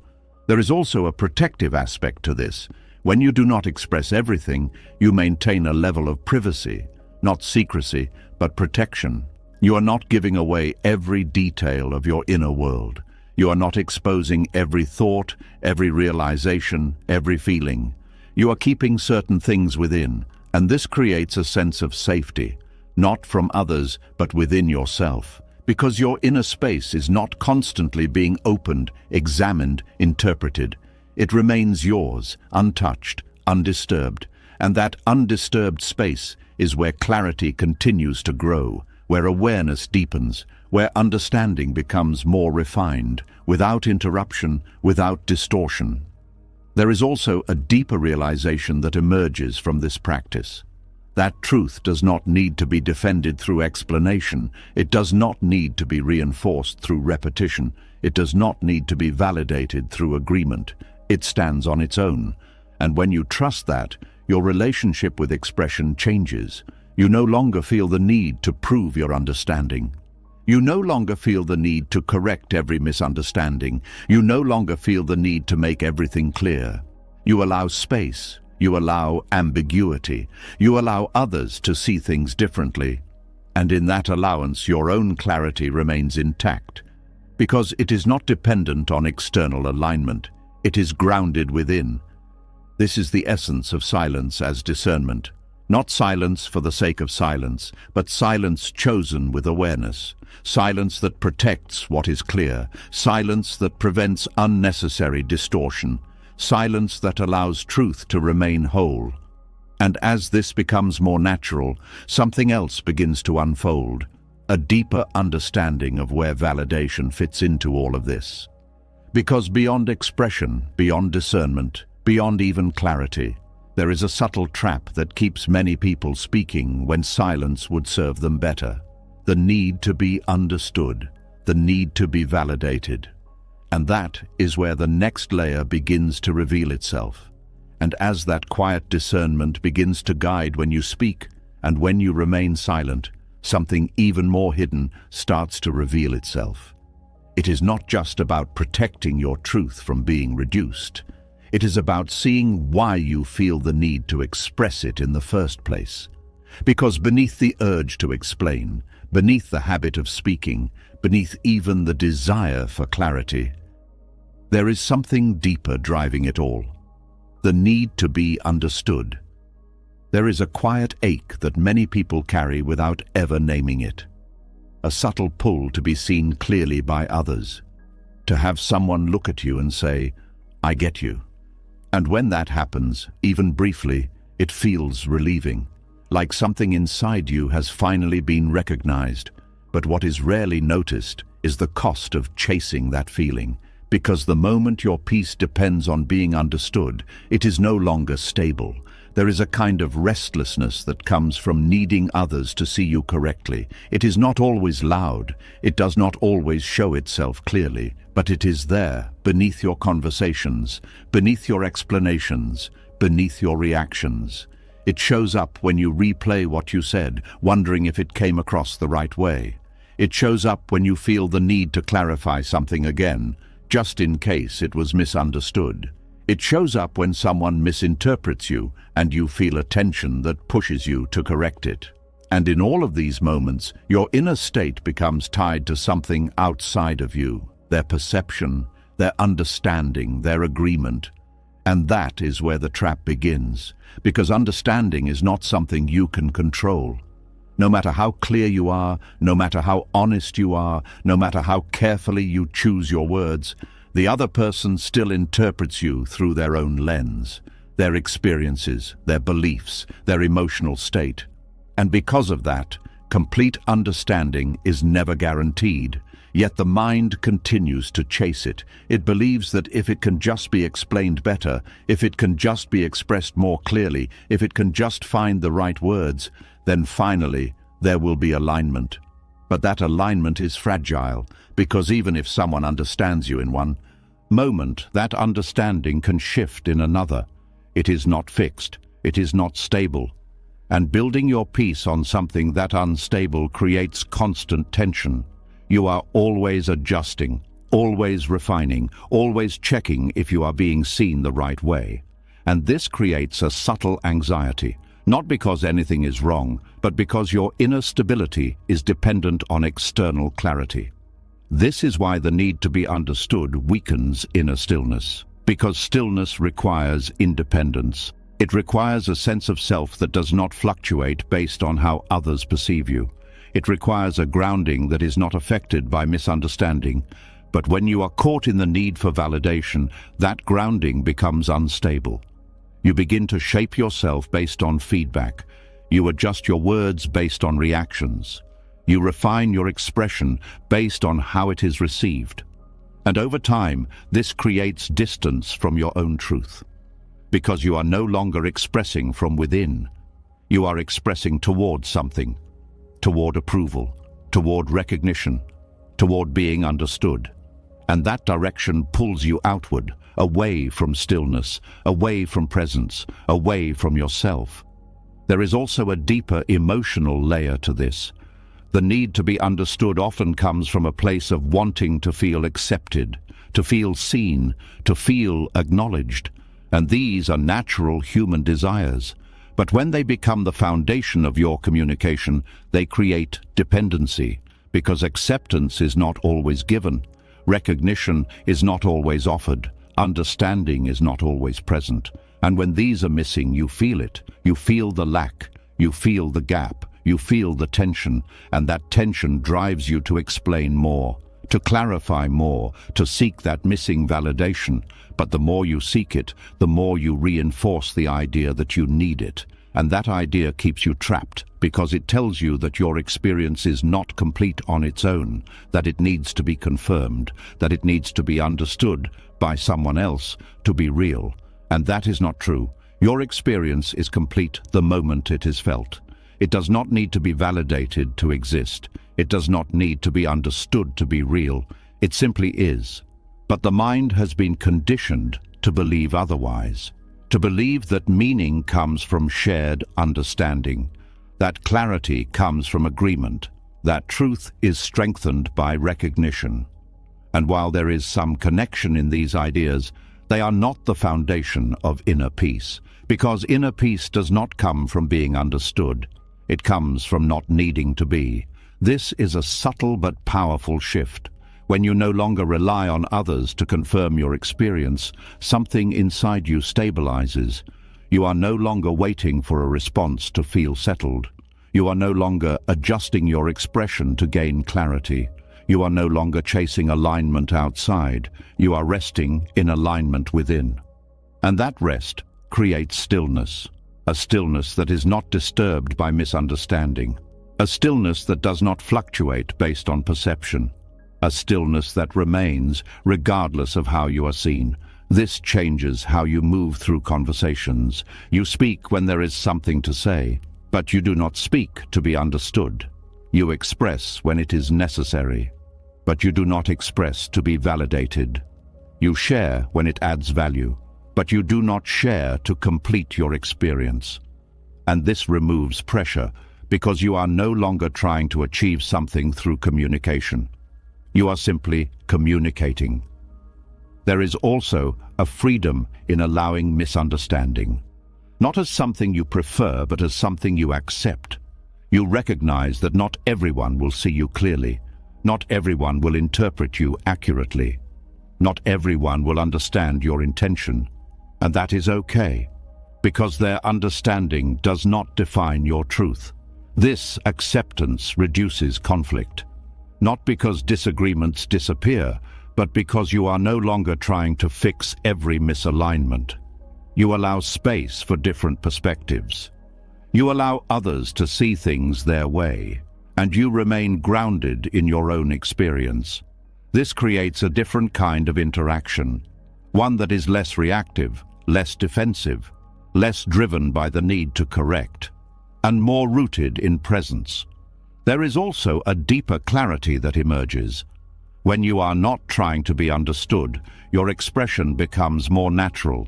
You are not filtering your words to fit a certain perception. You are not adjusting your message to gain approval. You are speaking from alignment, and that alignment is felt, even if it is not fully understood, because authenticity carries a different kind of clarity, one that does not depend on explanation, one that does not need to be justified, one that simply exists. This also protects your energy. Seeking validation is exhausting. It requires constant attention, constant adjustment, constant awareness of how you are being perceived. But when you release that need, your energy returns to you. You are not spending it on managing perception. You are not draining it through constant explanation. You are conserving it, and that conservation creates stability. Your mind becomes quieter. Your emotions become steadier. Your presence becomes more grounded. Because you are no longer being pulled outward, you are centered. This is where inner stillness begins to deepen, not as something you create, but as something that emerges when unnecessary movement stops, when the need to be understood fades, when the urge to explain reduces, when the pressure to validate your experience disappears. And in that stillness, something else becomes possible, a deeper connection to yourself, a clearer awareness of your inner state, a stronger sense of presence that is not dependent on external conditions. Because you are no longer looking outward for confirmation. You are looking inward for clarity, and that clarity is enough. There is also a quiet strength in this. When you no longer need to be understood, you become less affected by misunderstanding. You do not feel the need to defend.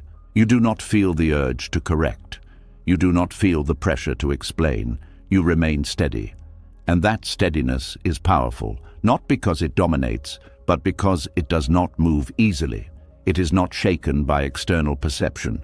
It is not influenced by reaction. It is grounded, and that grounding creates a different kind of presence, one that is calm, one that is stable, one that does not need to prove itself, because it is not seeking anything, it is simply being. And from that place, your relationship with silence changes again. It is no longer just about protecting your truth or preserving your energy. It becomes a way of releasing the need to be seen in a certain way, a way of letting go of the desire for validation, a way of returning to yourself without external dependency.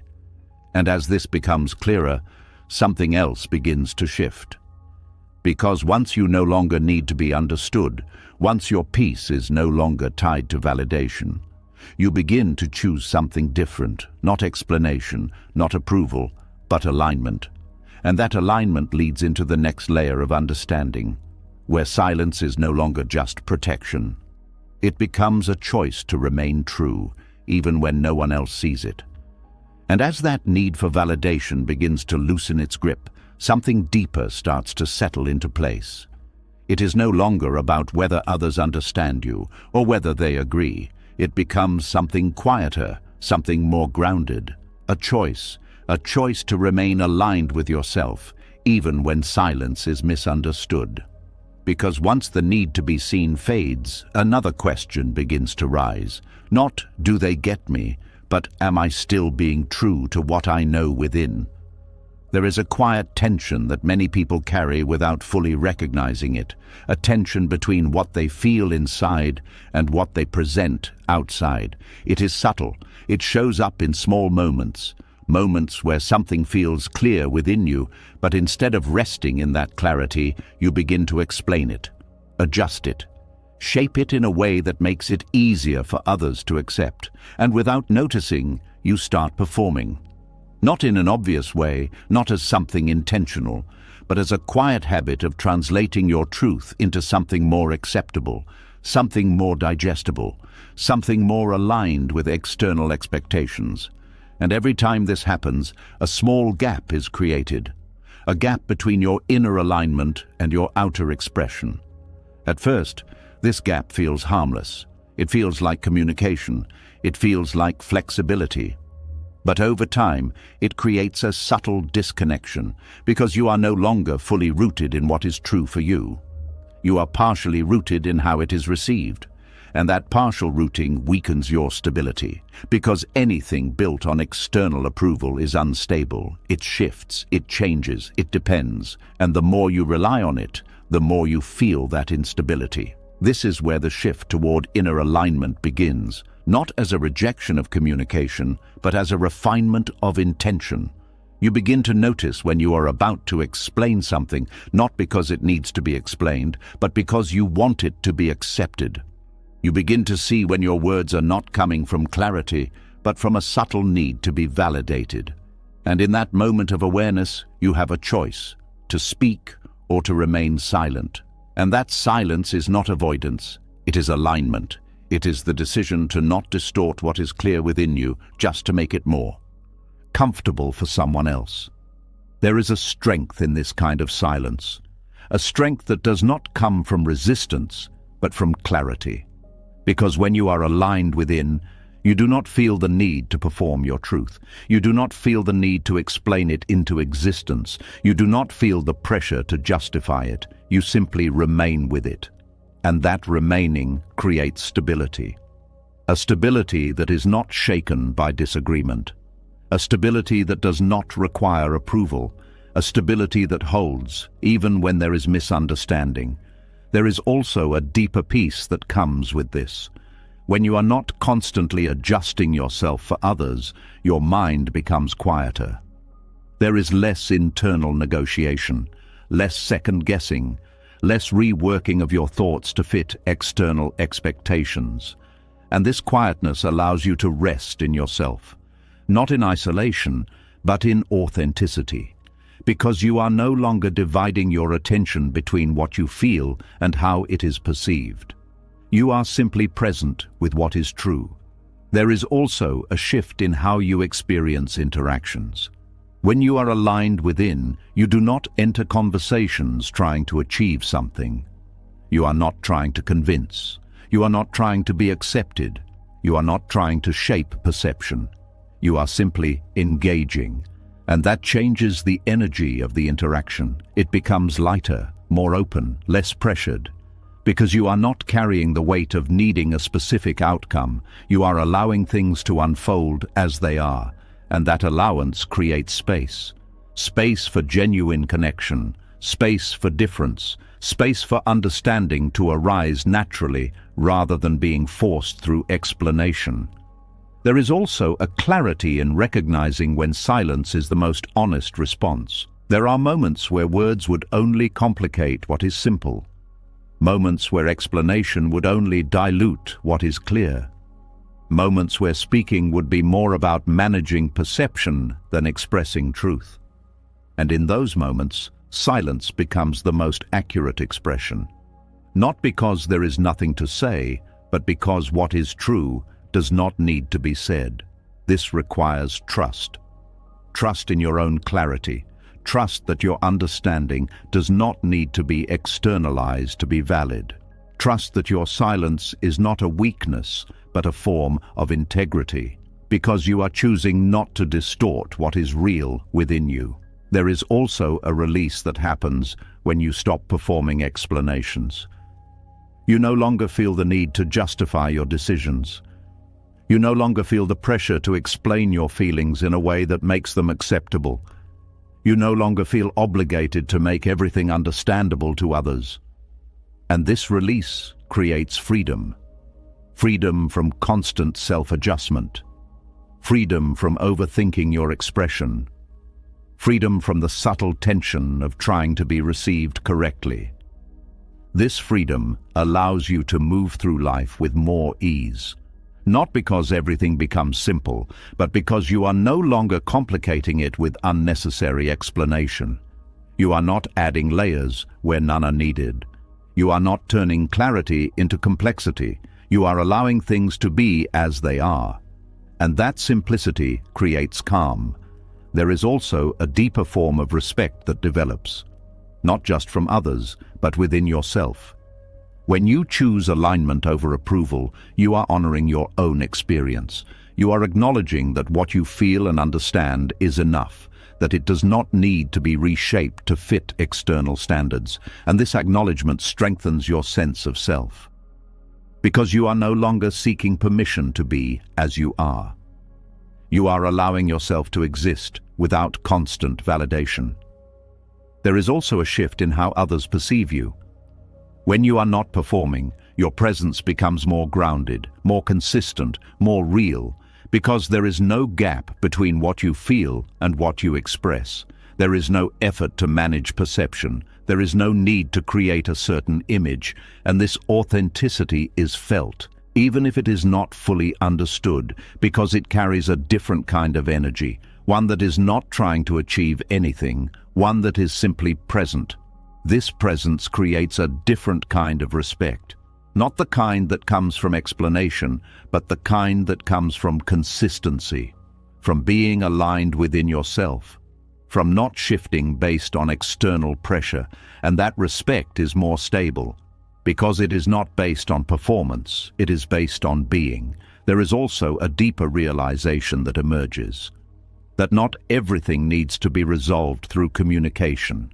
Some things are resolved through clarity within, through understanding that does not need to be shared, through acceptance that does not require explanation. And when you see this, your relationship with communication changes. You no longer use it as a tool to fix everything. You use it when it is needed, when it serves, when it aligns, and when it does not, you remain silent. Not as a withdrawal, but as a choice to protect your alignment, a choice to preserve your clarity, a choice to not engage in unnecessary performance. There is also a quiet confidence that grows from this. When you are not dependent on approval, you become less affected by rejection. When you are not seeking understanding, you become less disturbed by misunderstanding. When you are not performing, you become less concerned with how you are perceived. And this reduces internal conflict, because you are not constantly adjusting yourself. You are not trying to meet expectations. You are not shaping your expression to fit a certain response. You are simply being, and that being creates stability. A stability that does not fluctuate based on external conditions. A stability that remains regardless of how you are seen. This is where inner alignment becomes a foundation. Not something you achieve once, but something you return to again and again. A reference point, a grounding, a place within that remains steady. And from that place, your choices become clearer. You know when to speak. You know when to remain silent. You know when explanation serves and when it distorts. And this knowing does not come from rules. It comes from awareness, from being connected to your own clarity, from trusting what you feel within. There is also a deeper peace in this, because you are no longer trying to control how things unfold. You are not trying to manage outcomes through explanation. You are not trying to shape perception through words. You are allowing things to be. And in that allowance, there is less tension, less resistance, less effort. There is simply presence, and that presence is enough. As this becomes more natural, something else begins to reveal itself. A deeper understanding that silence is not just about what you do not say, but about what you refuse to engage with. Because beyond words, beyond explanation, beyond even alignment, there is another layer, one that involves not just expression, but attention. Where you place it, where you withdraw it.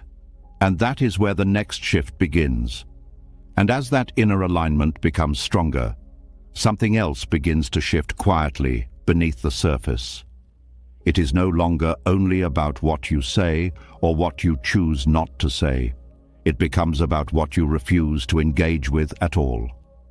Because silence is not just the absence of words, it is the absence of reaction. And when reaction disappears, something unexpected begins to happen. The space you leave behind does not stay empty. It fills itself, and what fills it often reveals more than anything you could have said.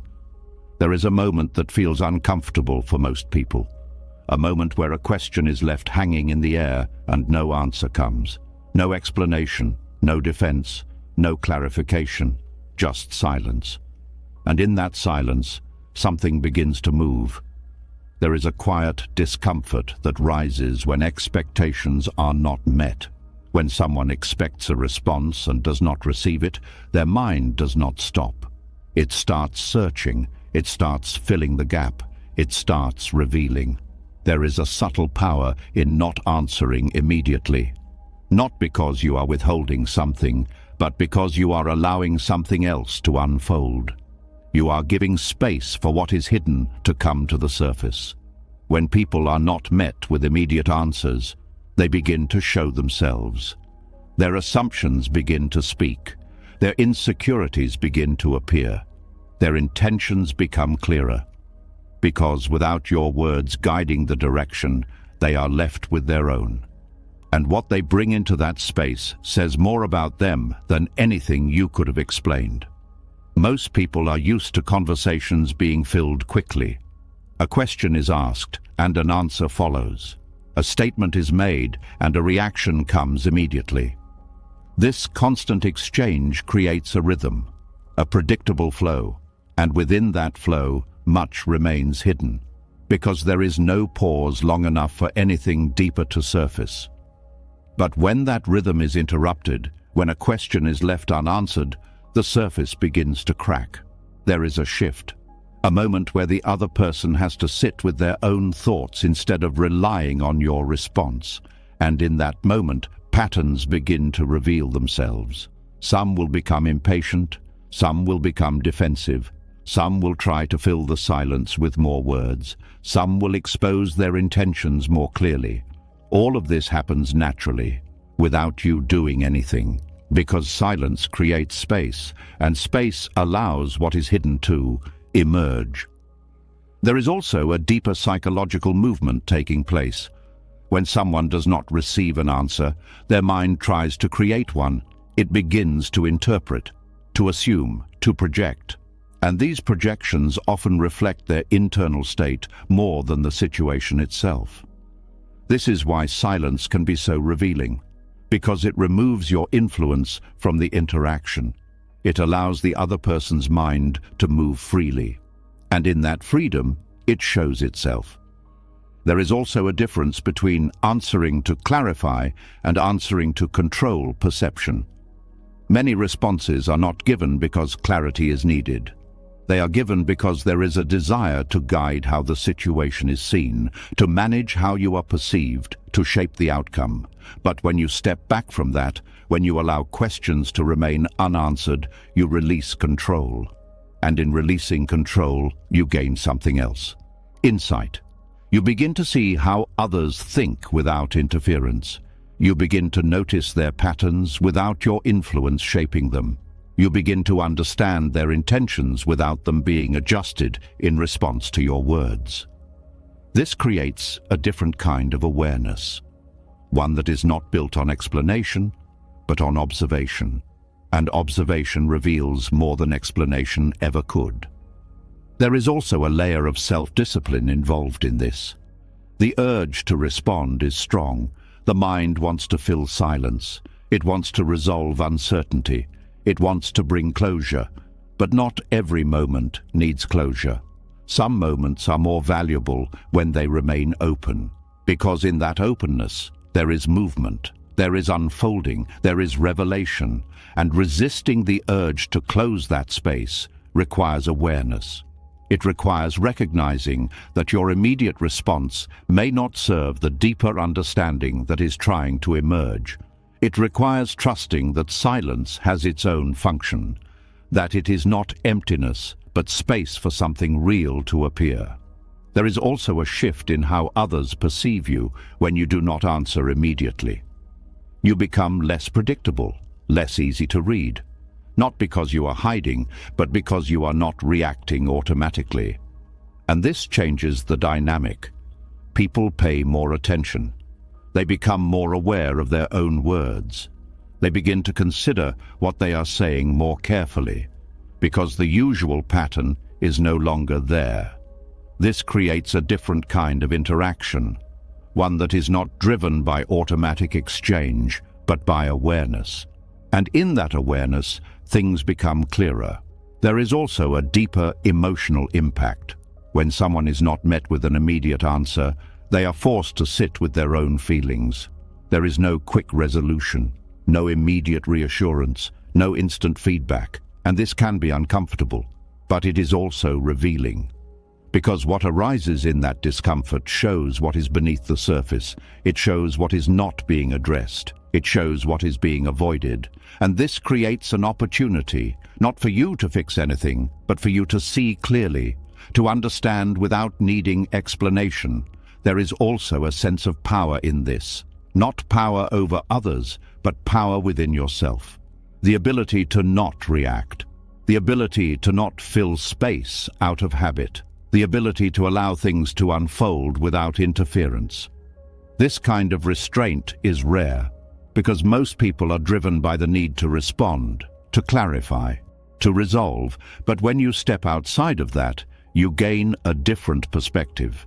You are no longer caught in the flow. You are observing it, and that observation creates distance, a distance that allows clarity to emerge. There is also a deeper level of communication that begins to develop, one that does not rely solely on words. Silence becomes part of the conversation, not as absence, but as presence, a presence that holds space, that allows things to settle, that gives room for truth to appear without being forced. And this changes the quality of interaction. It becomes less about exchanging information and more about revealing what is real, because what is real does not always come out through direct answers. Sometimes it comes out through what is left unsaid. There is also a realization that not every question deserves an answer. Some questions are not asked to understand.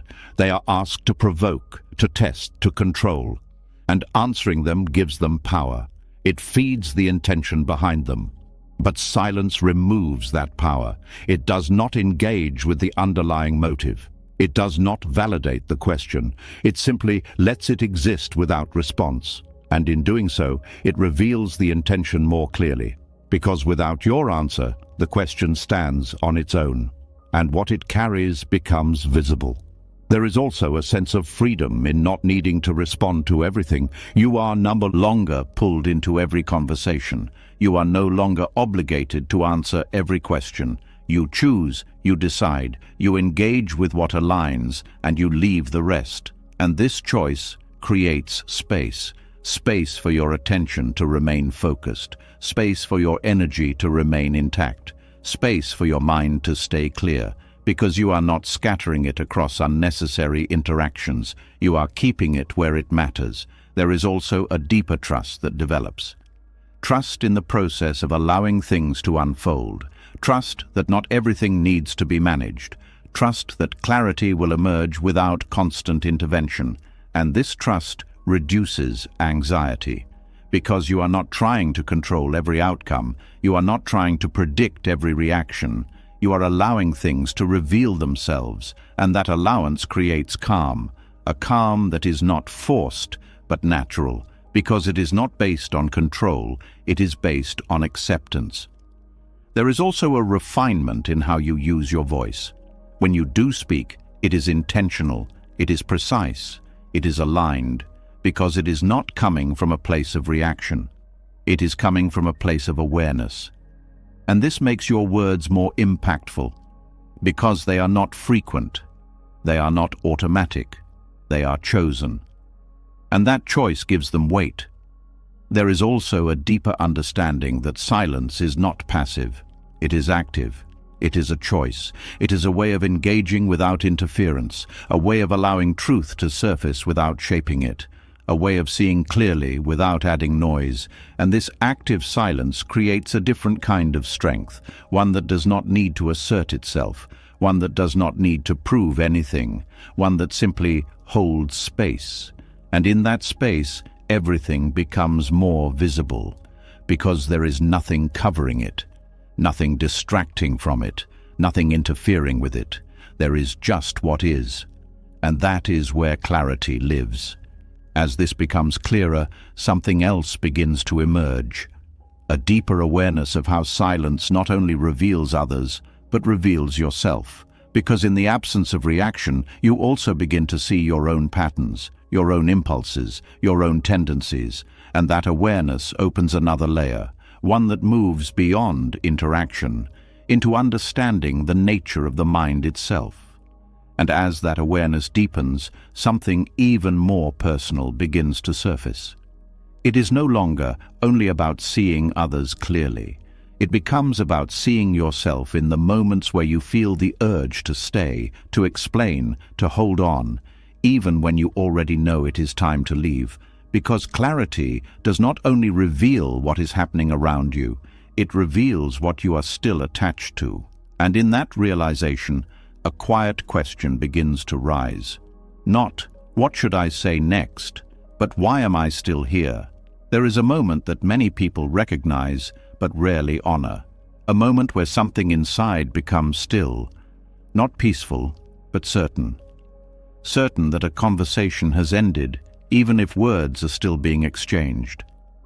Certain that a connection has shifted, even if appearances remain the same.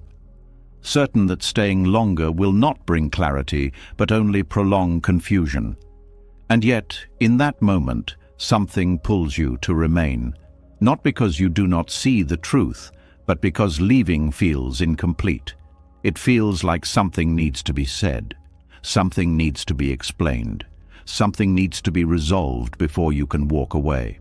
This is where attachment reveals itself, not as something obvious, but as a subtle need for closure, a need to leave in a way that feels understood, a need to explain your position so that it is clear, a need to make sure there is no misunderstanding.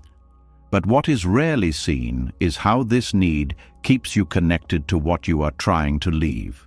Because every explanation extends the interaction, every attempt to clarify reopens the space. Every effort to be understood ties your energy back into the situation, and instead of walking away freely, you carry pieces of it with you. This is why silent detachment is not just about leaving, it is about leaving without carrying. Leaving without needing to resolve everything through words. Leaving without needing the other person to understand your reasons. There is a difference between physical distance and emotional release. You can walk away from a situation but still replay it in your mind, still think about what you should have said, still feel the weight of what was left unresolved. And this is not detachment, it is delayed attachment. Because even though you are no longer there, your energy remains connected. Silent detachment goes deeper. It is the ability to step away, not only in action, but in mind. To leave without replaying, without revisiting, without holding on to what could have been said. And this requires a different kind of clarity, a clarity that does not seek closure through explanation, but finds closure in understanding, understanding that not everything needs to be resolved through words, that some things are complete the moment you see them clearly. There is also a quiet strength in not explaining your departure, not because you are avoiding responsibility, but because you recognize that explanation will not change what has already become clear. You see that the situation has reached its natural end, and instead of extending it through conversation, you allow it to close. There is a simplicity in this, a simplicity that removes unnecessary complexity. Because you are not adding layers of explanation. You are not creating more dialogue. You are not opening new paths of misunderstanding. You are simply stepping away. And that simplicity creates lightness. There is less to carry, less to process, less to revisit. But this is not always easy. There is often discomfort in leaving without explanation, a feeling that something is unfinished, a sense that it is not complete. And this discomfort comes from habit, from the belief that every ending needs to be explained, that every departure needs to be justified, that every situation needs to be resolved through communication. But this belief is not always true. Some situations do not benefit from more words. They benefit from less, from space, from distance, from allowing things to settle without interference. There is also a deeper emotional layer, the fear of being misunderstood, the fear of being seen incorrectly, the fear that leaving without explanation will create a narrative that is not accurate. And this fear pulls you back into explanation. It makes you want to correct, to clarify, to control how you are perceived. But this is where detachment becomes necessary, because if your peace depends on how others interpret your actions, you will never fully release yourself from the situation. You will always be tied to their perception, always adjusting, always explaining, always trying to shape the outcome. And this keeps you connected, even after you have left. Silent detachment breaks this pattern. It allows you to leave without managing perception, to step away without controlling the narrative, to accept that you may be misunderstood and still remain at peace. This acceptance creates freedom, because you are no longer responsible for how others interpret your actions. You are only responsible for being aligned with your own clarity. There is also a shift in how you relate to closure. Closure is often seen as something that comes from conversation, from explanation, from mutual understanding. But true closure does not always come from outside. It comes from within, from recognizing that something has reached its end, from accepting that it does not need to be extended, from allowing it to close without forcing resolution. This kind of closure is quiet. It does not need words. It does not need agreement. It simply happens when you stop holding on. And this is where emotional weight begins to dissolve. Because you are no longer carrying the need to fix, to explain, to resolve. You are allowing things to be as they are. And in that allowance, the mind begins to settle. There is also a deeper understanding that not every connection is meant to be maintained. Not every interaction is meant to continue. Some are meant to pass, to teach, to reveal something, and then to end. And holding on beyond that point creates tension, because you are resisting the natural movement of things. Silent detachment aligns you with that movement. It allows you to move with clarity instead of against it, to leave when it is time, without resistance, without unnecessary attachment. There is also a refinement in how you handle emotions. When you leave without carrying weight, you are not suppressing what you feel. You are not ignoring it.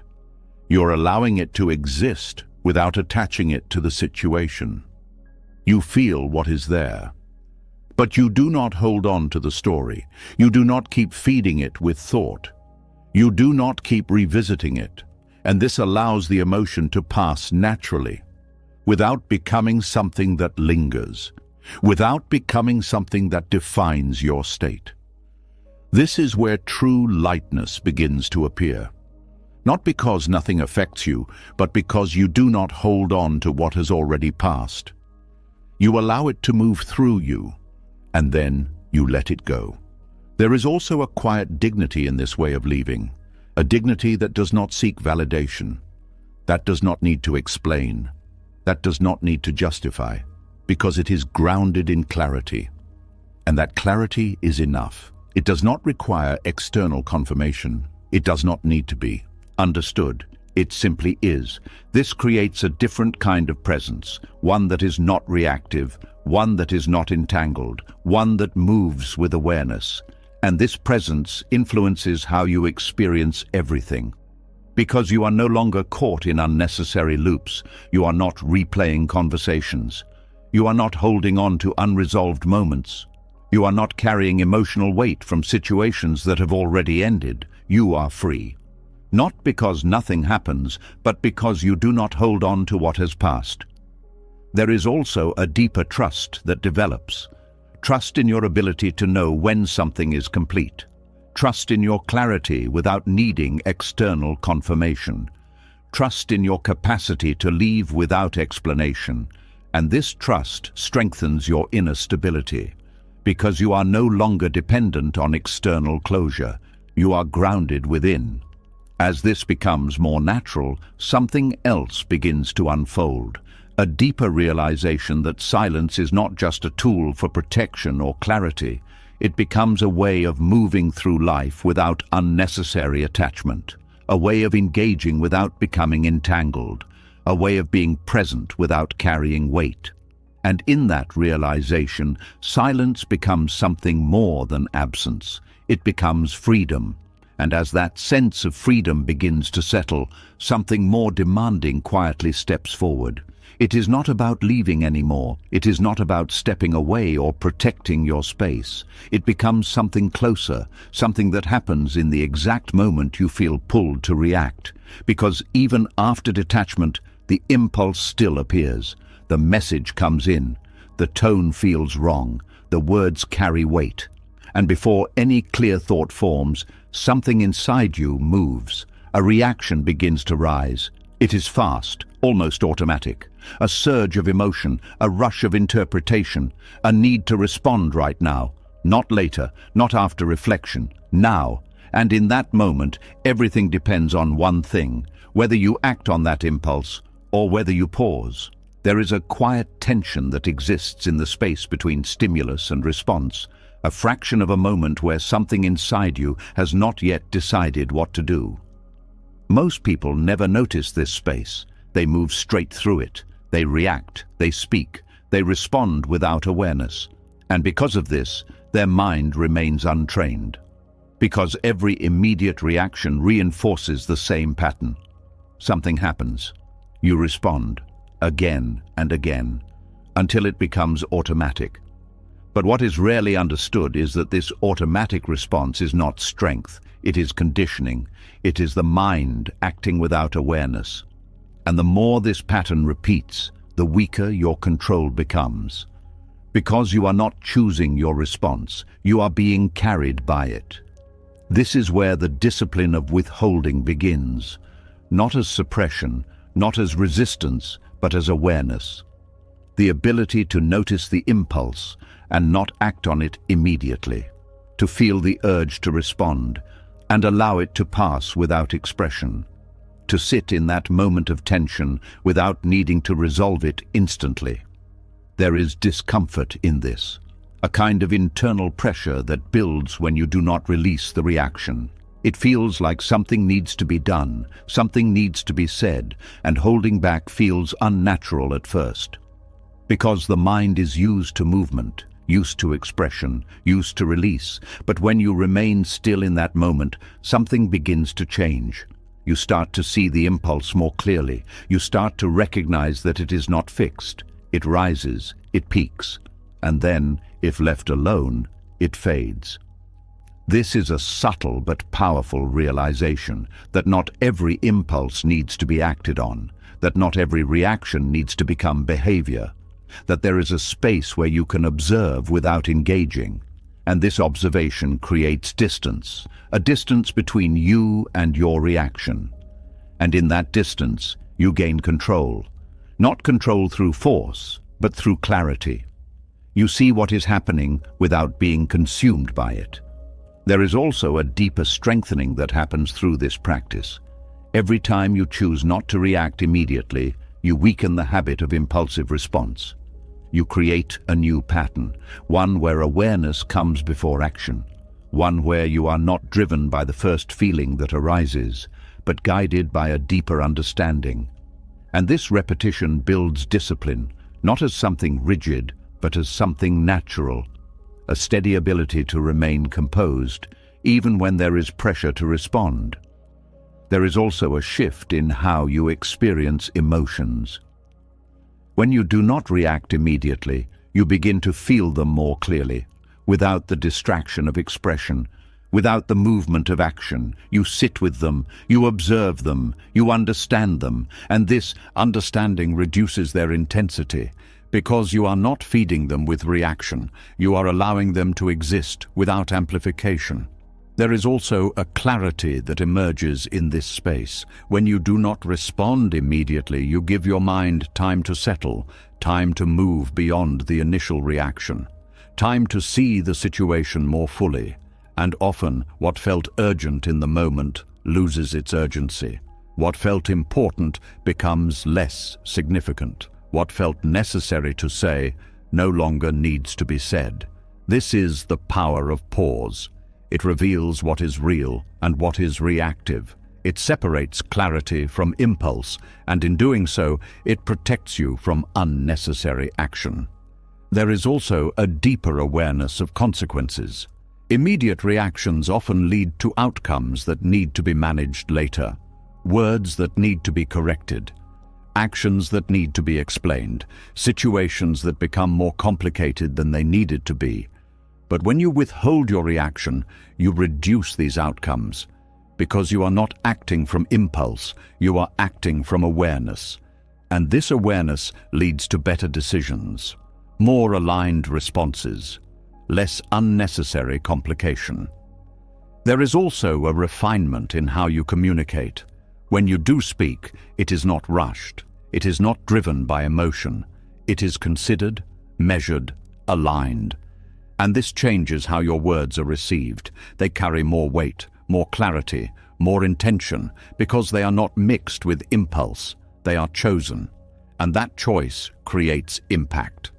There is also a deeper sense of control that develops. Not control over others, but control over yourself. The ability to remain steady when something triggers you, the ability to not be pulled into immediate reaction, the ability to choose your response instead of being driven by it. This kind of control is rare because it requires awareness in moments where awareness is often lost.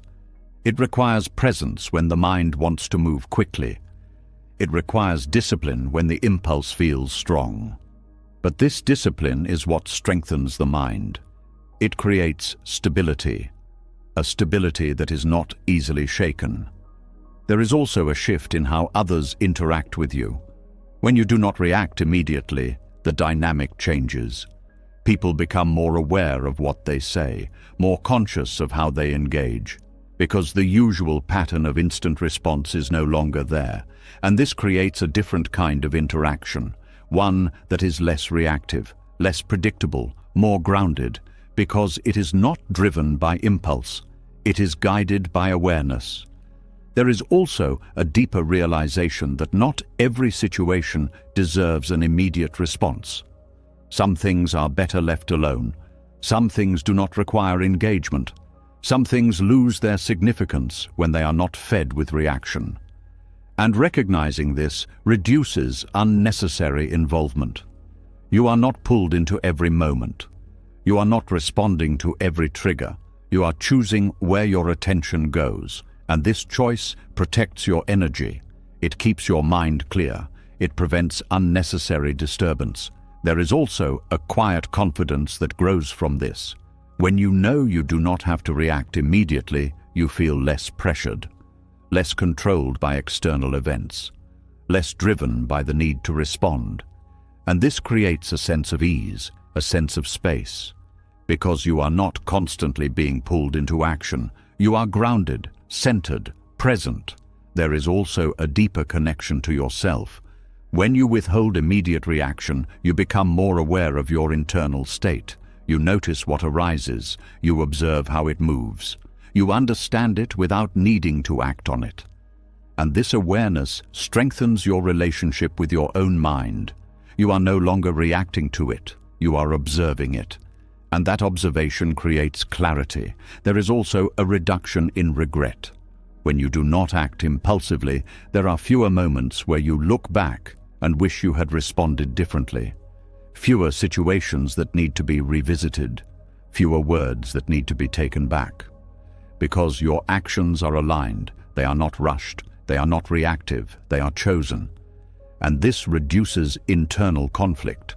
Because you are not constantly correcting yourself, you are acting with awareness from the beginning. There is also a deeper understanding that reaction is not necessary for engagement. You can be present without reacting. You can be aware without responding immediately. You can observe without needing to act. And this changes how you move through situations. You are not driven by urgency. You are guided by clarity. There is also a sense of mastery in this, not over others, but over your own responses. The ability to remain composed, to not be pulled into impulse, to choose your actions with awareness. And this mastery creates strength, a quiet strength, one that does not need to be shown, one that is felt internally. Because you know you are not controlled by immediate reaction, you are guided by understanding. As this becomes more natural, something else begins to emerge. A deeper awareness that not only can you choose when to respond, you can choose whether to respond at all. And that realization opens another layer, one that moves beyond timing, into complete freedom from reaction. And as that discipline of withholding begins to feel natural, something even more powerful starts to reveal itself. It is no longer only about not reacting. It becomes about what happens inside you when you choose not to react. Because when the reaction is held back, the emotion does not disappear. It stays, it moves, it waits. And in that waiting, there is a hidden opportunity that most people never see. There is a moment when anger rises that feels almost impossible to ignore. It is sharp, immediate, it carries heat. It pushes you toward expression, toward release, toward saying something that feels necessary in that exact second. And if you follow it, it gives you a brief sense of relief, a moment where the pressure is released, but what follows is rarely peace. Because expression driven by anger often leaves something behind. Tension, regret, confusion, and sometimes damage that cannot be taken back. But when that anger is not expressed immediately, something different begins to happen. At first, it feels uncomfortable, like holding on to something that wants to move, like resisting a force that is pushing outward. But if you stay with it without suppressing it, without acting on it, you begin to notice something. The anger is not static. It changes. It shifts, it transforms. There is a deeper intelligence within emotion that is often missed because it is interrupted too quickly. Anger is not just a reaction, it is information. It carries signals. It points to something that has been crossed, something that feels misaligned, something that requires attention. But when it is expressed immediately, that information is lost. Because the focus shifts from understanding to release, from awareness to reaction. Silence creates a different path. It allows the anger to be felt without being projected outward. It allows you to stay with it long enough to see what is beneath it. And often, beneath anger, there is something quieter, something more subtle. Disappointment, hurt. a sense of being misunderstood, a boundary that has been crossed. And when you sit with the anger instead of expressing it, you begin to see these layers. You begin to understand what is actually happening within you. And this understanding changes everything. Because once you see clearly, the need to react begins to fade. Not because the situation has changed, but because your relationship to it has. You are no longer driven by the surface emotion. You are guided by the deeper understanding. This is where transformation begins. Not by removing anger, but by allowing it to evolve, to move from something reactive into something clear. There is also a shift in energy that happens in this process. When anger is expressed outward, it disperses. It moves into the environment. It affects others. It creates reactions. But when it is held in awareness, it stays contained, and that containment allows it to be processed, to be understood, to be transformed. This is not suppression. Suppression is pushing the emotion away, ignoring it, denying it. But silence as transformation is different. It is allowing the emotion to exist without acting on it. It is staying present with it, observing it, understanding it, and through that understanding, it changes. There is also a strengthening that happens through this. Every time you choose to sit with anger instead of expressing it, you build capacity, the ability to hold intensity without being controlled by it. The ability to remain steady when something inside is moving strongly, and this capacity creates resilience because you are no longer overwhelmed by your emotions. You are able to stay with them without being consumed. There is also a clarity that emerges after the initial intensity passes, a kind of calm understanding that was not available in the moment of reaction. You begin to see the situation differently, more objectively, more completely, and this clarity allows for a more aligned response, if a response is even needed, because sometimes, after the anger has settled, you realize that nothing needs to be said, that the situation does not require engagement, that the energy does not need to be extended. And this realization saves you from unnecessary conflict, from words that would have created more complexity, from actions that would have required correction later. There is also a deeper sense of control that develops. Not control over the situation, but control over your internal state. The ability to remain grounded, even when something triggers you. The ability to not be carried away by immediate emotion. The ability to choose how you engage, rather than being driven by impulse. This kind of control creates stability. A stability that is not easily disturbed, because it is not dependent on external conditions. It is grounded within. There is also a shift in how you relate to anger itself. It is no longer something to avoid or suppress. It becomes something to understand, something to observe, something that provides insight into your inner world. And this changes your relationship with it. You are not afraid of it. You are not controlled by it. You are aware of it. And that awareness transforms it.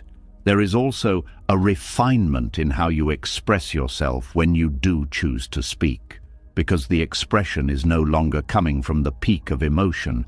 It is coming from clarity, from understanding, from alignment. And this makes your words more effective, more grounded, more precise, because they are not mixed with intensity. They are guided by awareness. There is also a deeper peace that comes from this practice, because you are no longer creating unnecessary disturbance through reactive expression. You are not adding to conflict. You are not feeding situations with emotional intensity. You are allowing things to settle before engaging. And this creates calm. A calm that is not forced, but natural, because it comes from not reacting impulsively. There is also a sense of respect that develops, from others, but more importantly, from yourself, because you know you are not controlled by your emotions. You know you can hold intensity without being driven by it. You know you can remain steady even when something inside is moving strongly. And this builds confidence, a quiet confidence, one that does not need to prove itself, one that is felt internally. There is also a deeper understanding that not every emotion needs to be expressed to be resolved. Some emotions resolve through awareness, through being felt fully without being acted on, through being understood rather than released. And this changes how you process what you feel. You are not constantly seeking expression as a form of release. You are allowing understanding as a form of transformation. There is also a reduction in emotional residue. When anger is expressed impulsively, it often leaves something behind, something that lingers, something that needs to be addressed later. But when it is transformed internally, there is less residue, because it has been processed, understood, allowed to pass without creating additional layers. This creates lightness, a sense of ease, because you are not carrying unresolved emotional fragments. You are allowing them to move through you completely. There is also a deeper connection to your own awareness. Because you are spending more time observing than reacting, you are becoming familiar with your internal patterns, your triggers, your responses, and this familiarity creates insight, an insight that allows you to navigate situations with more clarity, more precision, more understanding. There is also a sense of mastery that develops, not over others, but over your own internal processes. The ability to take something intense and allow it to become something clear. The ability to transform without needing external expression. The ability to remain centered, even when something tries to pull you outward. And this mastery creates strength. A strength that is not loud, a strength that does not need to be shown, a strength that exists quietly within you. As this becomes more natural, something else begins to unfold. A deeper awareness that silence is not just a way to avoid reaction. It is a way to transform everything that arises within you, and in that realization, silence becomes something more than restraint. It becomes creation, a way of shaping your inner world without needing to control the outer one. And as that inner transformation becomes more familiar, something else begins to reveal itself quietly in the background. It is no longer only about how you handle emotions when they rise. It becomes about what fills your mind when nothing is happening, because even when there is no conflict, no trigger, no pressure to react, there is still movement, a constant stream. Words, thoughts, conversations, internal dialogue that never seems to stop. And slowly it becomes clear that the disturbance you feel is not always caused by what happens around you, but by what continues within you. There is a kind of silence that many people fear without realizing it. Not the silence of the outside world, but the silence within. The absence of constant thought, the absence of internal conversation, the absence of something always happening in the mind. And when this silence begins to appear, even briefly, something uncomfortable follows. Restlessness, a subtle urge to fill the space, to think something, to say something, to engage with something, because the mind has become used to noise, not just external noise, but internal noise.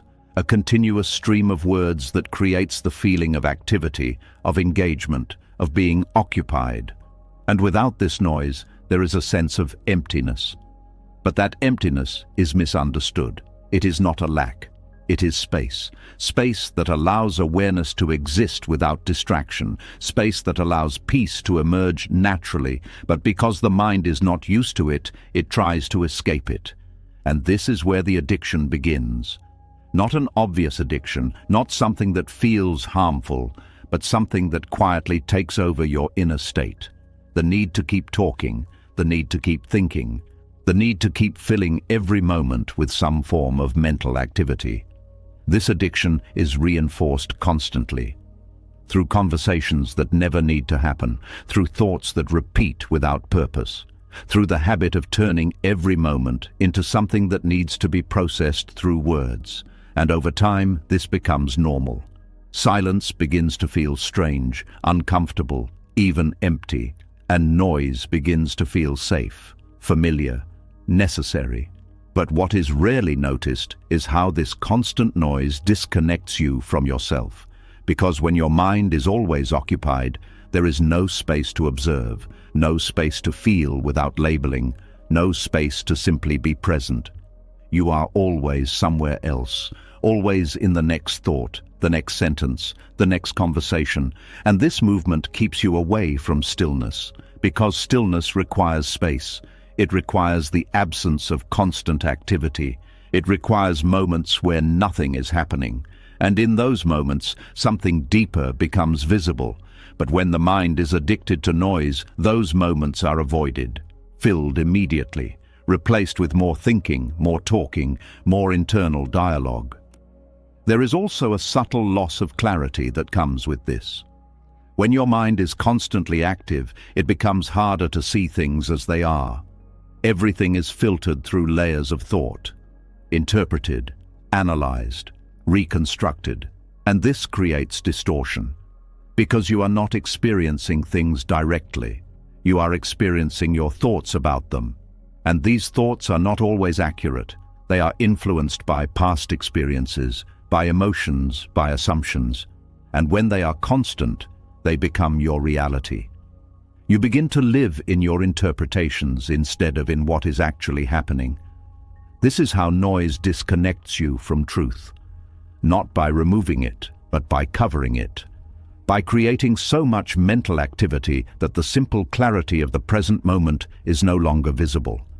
There is also an emotional impact to this constant noise. When the mind is always active, it rarely settles. And when it does not settle, it cannot rest. It cannot process things fully.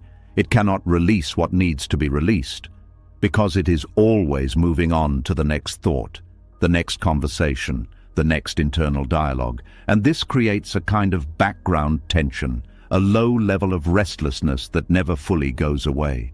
Not intense enough to be obvious, but present enough to affect your state. This is why, even in moments when nothing is happening, there can still be unease. Because the mind does not know how to be still. It does not know how to exist without noise. There is also a connection between constant talking and the need for control. When you are always expressing, always explaining, always engaging, there is a sense of managing the moment, of shaping it, of influencing how it unfolds. But this creates pressure, because you are not allowing things to be as they are. You are constantly interacting with them, constantly adding to them, and this prevents natural stillness. Because stillness requires letting go of the need to manage, to control, to fill. There is also a deeper realization that much of what is said is not necessary, not in a dismissive way, but in an honest way. Many words are spoken out of habit, out of discomfort with silence, out of the need to maintain a certain level of activity. And when you begin to see this, something shifts. You start to question the necessity of what you are about to say. You start to notice the impulse to speak before it becomes action.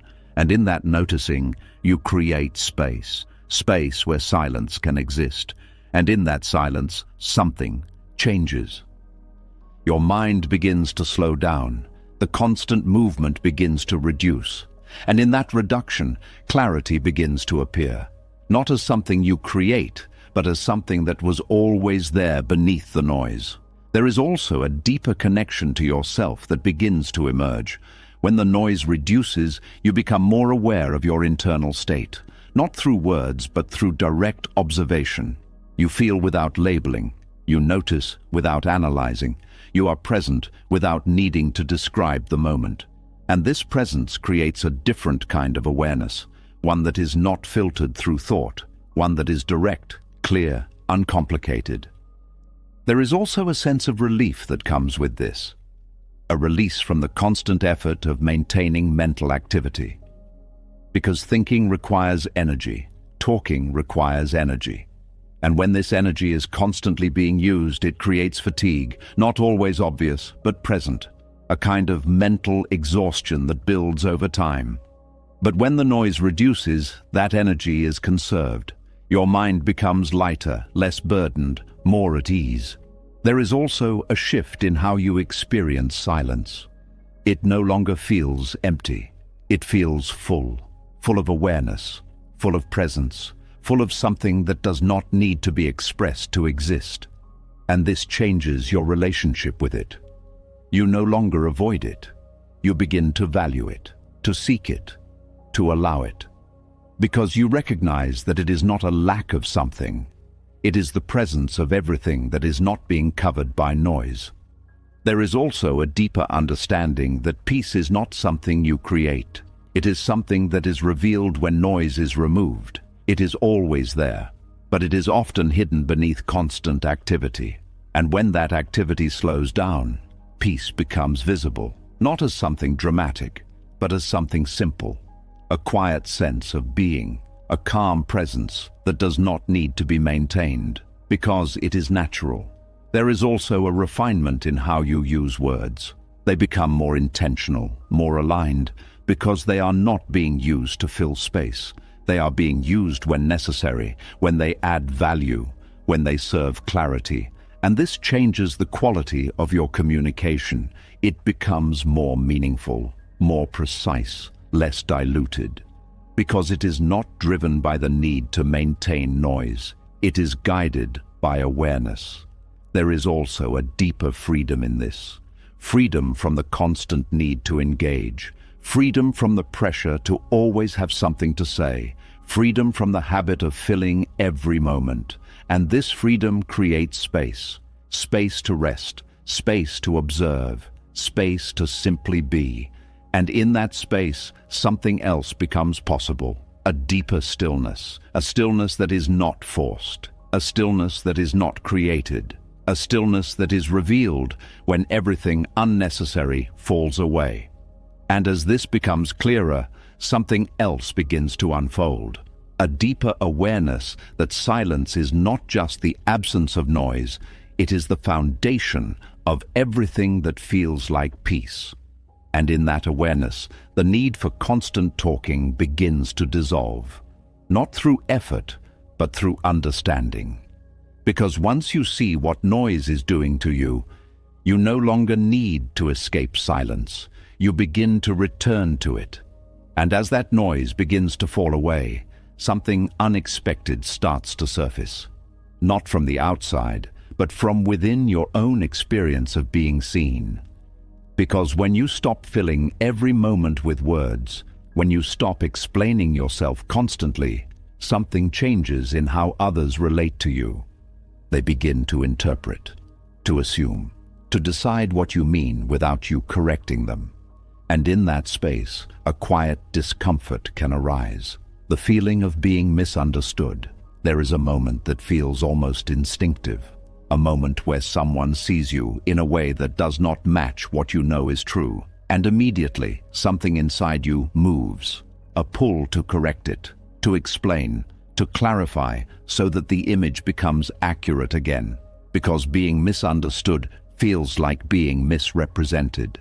Like something about you has been reduced, simplified, or seen incorrectly, and the mind reacts to this as a problem, something that needs to be fixed, something that needs to be corrected immediately. But what if it is not a problem? What if it is a form of protection? There is a kind of depth that cannot survive constant exposure, a kind of understanding that becomes weakened when it is forced into explanation for every situation, every person, every moment, because not everyone sees with the same level of awareness. Not everyone listens with the same depth. And when something deep is explained in a shallow space, it does not become understood. It becomes reduced.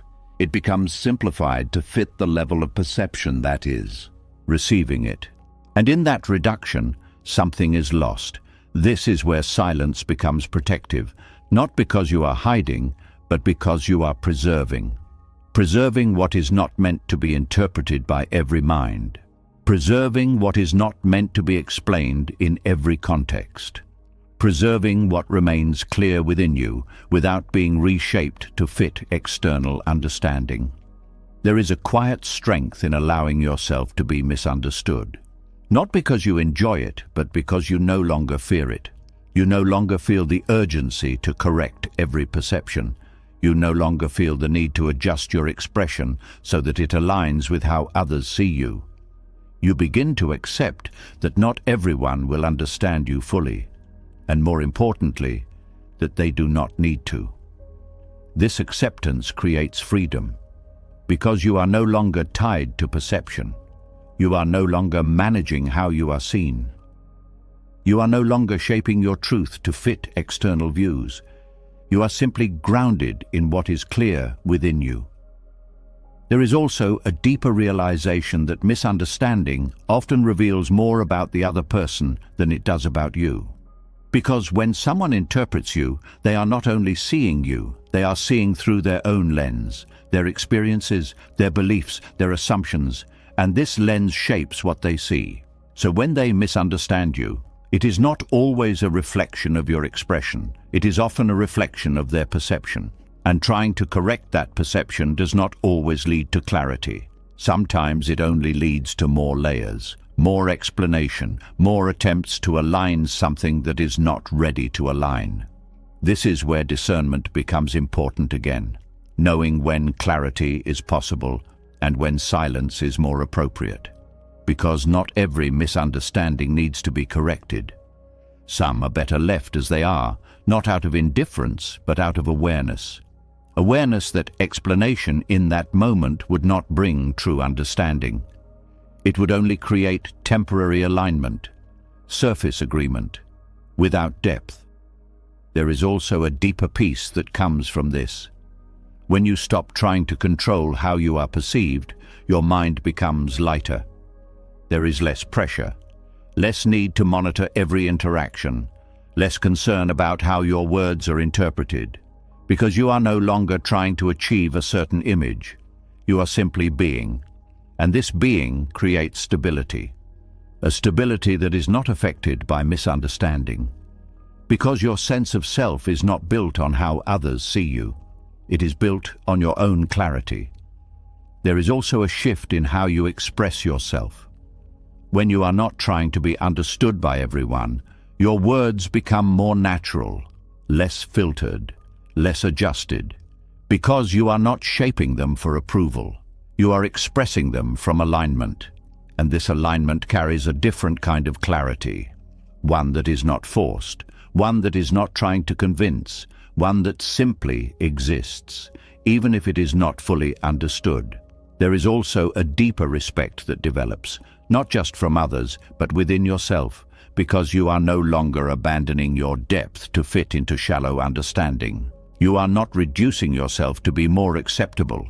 You are not simplifying your truth to avoid being misunderstood. You are holding your depth with integrity, and that integrity strengthens your inner state, because you are not compromising it for external clarity. There is also a refinement in how you engage with others. You begin to recognize who is capable of understanding and who is not as a judgment, but as awareness. And this awareness guides your expression. You share where there is depth. You remain silent where there is not. And this protects your energy, because you are not investing it in places where it will not be received. You are not explaining yourself repeatedly in spaces that cannot hold your understanding. You are choosing where to engage, and that choice creates balance. There is also a deeper understanding that being misunderstood is not always a negative experience. It can create distance, space, and that space can be beneficial because not everyone needs access to your inner world. Not everyone needs to understand your intentions. Not everyone needs to see you fully. And when there is distance, there is also protection. Protection from unnecessary judgment, from shallow interpretation, from being drawn into explanations that reduce your clarity. There is also a quiet confidence that develops. When you are comfortable being misunderstood, you become less dependent on validation, less affected by perception, less concerned with how you are seen. And this confidence is not loud. It is not something you display. It is something you feel, a steady sense of self that does not fluctuate based on external views. There is also a deeper connection to silence itself, because silence is no longer just a tool for managing reactions or preserving energy. It becomes a way of protecting your depth, a way of allowing what is true within you to remain undistorted, a way of not exposing everything to interpretation. And this creates a different kind of presence, one that is not fully visible, not fully explained, but deeply grounded. There is also a realization that not everything needs to be shared to be real. Not everything needs to be understood to be valid. Not everything needs to be expressed to exist. Some things are complete within you, and keeping them there does not diminish them. It preserves them. It allows them to remain whole, unchanged by external interpretation. There is also a sense of peace in letting go of the need to be fully known. Because being fully known by everyone is not possible. And trying to achieve that creates constant effort, constant adjustment, constant explanation. But when you release that need, you allow yourself to exist without that pressure. You allow others to see you in their own way, and you remain grounded in your own understanding. There is also a deeper awareness that clarity does not always come from explanation. Sometimes it comes from presence, from how you carry yourself, from how you move through situations. And this kind of clarity does not need words. It is felt, even if it is not fully understood. And that is enough. As this becomes more natural, something else begins to unfold. A deeper realization that silence is not just protection from others, it is protection from becoming something you are not. Because when you stop explaining yourself to fit perception, you stop shaping yourself to match it. And in that, you remain true, unchanged, unreduced, whole. And as that comfort with being misunderstood begins to settle, something even more subtle comes into view. It is no longer only about allowing others to see you differently. It becomes about noticing how much of your life has been shaped by trying to control that very thing. Because long before words are spoken, before explanations are formed, there is already a quiet effort happening. An effort to be seen a certain way, an effort to avoid being seen another way. And this effort, though often invisible, carries weight. There is a quiet tension that follows you in many moments without you fully noticing it. It appears when you are about to speak, when you are about to act, even when you are simply present around others. A subtle question forms beneath everything. How will this make me look? It is not always loud. It does not always feel like pressure. Sometimes it feels natural, even responsible. A way of maintaining image, of managing perception, of presenting yourself correctly. But beneath that, there is something deeper, a constant adjustment, a quiet shaping of your behavior to match how you want to be seen. And over time, this shaping becomes a habit, so much so that it begins to feel like who you are. But there is a difference between who you are and the image you maintain. One is natural, the other is constructed. And the more energy you invest in the constructed version, the more distance you create from what is real within you. There is also a subtle exhaustion that comes from this, because maintaining an image requires constant awareness, constant monitoring, constant adjustment. You have to think about how you are being perceived, how your words are interpreted, how your actions are judged. And this creates a kind of mental strain, not always obvious but always present. A background effort that never fully stops, because perception is never fully in your control. No matter how carefully you present yourself, people will still see you through their own lens, their own beliefs, their own assumptions, their own limitations. And because of that, your image is always shifting in their minds, always changing, always being interpreted in ways you cannot fully predict. Yet the mind keeps trying to manage, trying to shape, trying to control something that cannot be controlled. And this creates tension, because you are investing energy into something unstable, something that is not fixed, something that is not entirely yours. This is where non-attachment begins, not as rejection of image, but as release from dependence on it. The realization that how others see you is not something you need to manage constantly. That your value is not defined by perception, that your identity is not dependent on interpretation. There is a quiet freedom in this realization. Because when you let go of the need to control how you are seen, a weight lifts. You are no longer adjusting every moment. You are no longer filtering every word through the lens of perception. You are no longer shaping your behavior to fit an external expectation. You begin to move more naturally, more honestly, more in alignment with what is real within you. There is also a shift in how you experience interactions. When you are not focused on managing your image, you become more present, more engaged, because your attention is not divided between being and appearing. You are not thinking about how you are being seen. You are simply there, and this presence changes everything. It creates authenticity, not as something you try to achieve, but as something that emerges when there is no effort to be anything else.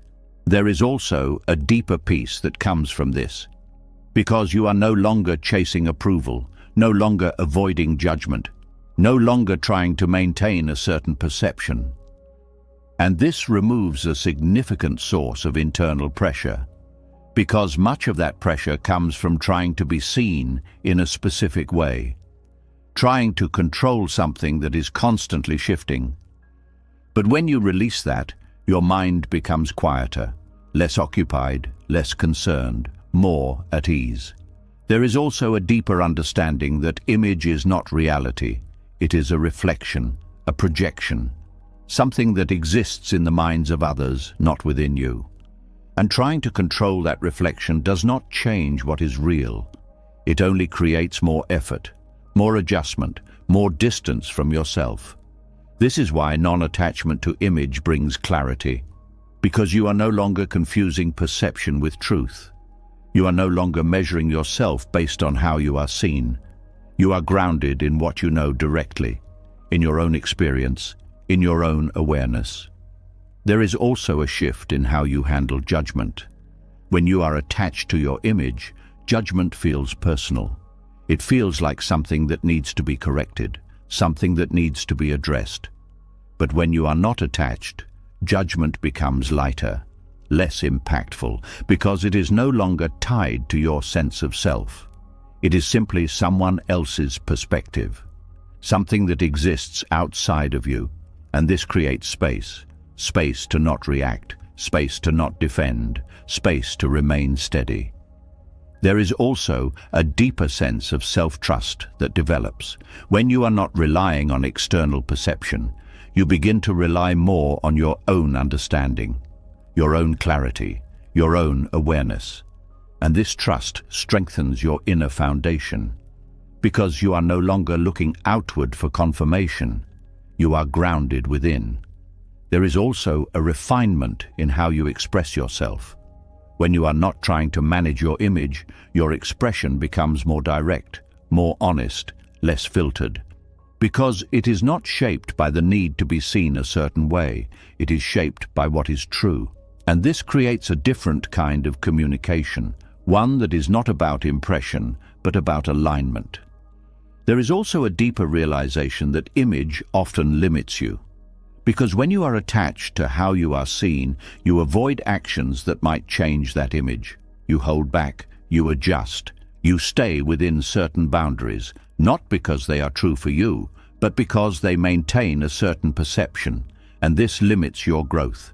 Because growth requires change. It requires movement beyond what is familiar, beyond what is expected. But when you are attached to your image, you resist that movement.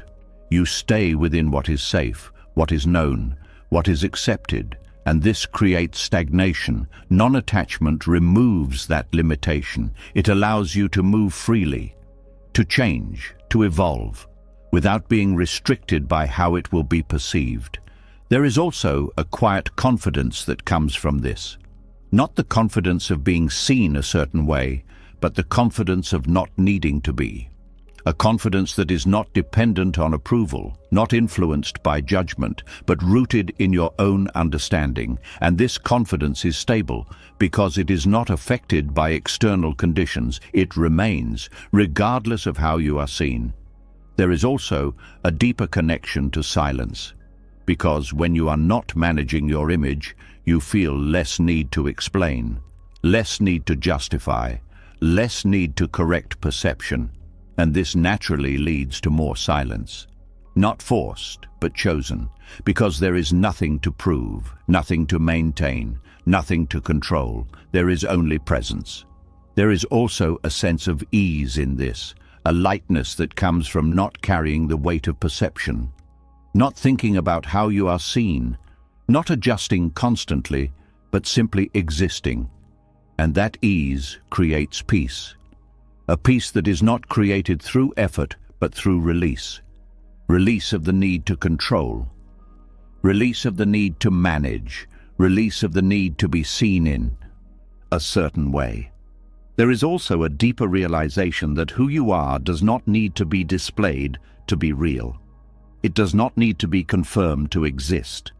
It does not need to be understood to be valid. It simply is. And when you rest in that, everything changes. Your interactions become simpler, your mind becomes quieter, your presence becomes more grounded, because you are no longer divided between being and appearing. You are unified, whole. As this becomes clearer, something else begins to unfold. A deeper awareness that silence is not just about protecting your inner world, it is about freeing you from the need to project it outward. And in that freedom, something remains, something steady, something real, something that does not need to be seen to exist. Silence was never emptiness. It was protection. It was clarity. It was the quiet space where everything unnecessary falls away and only what is real remains. Every time there was an urge to explain, something was being given away. Every time there was a need to be understood, something inside became unstable. But through stillness, something stronger emerged. A mind that no longer reacts instantly. A presence that no longer depends on validation. A clarity that does not need to be spoken to be true.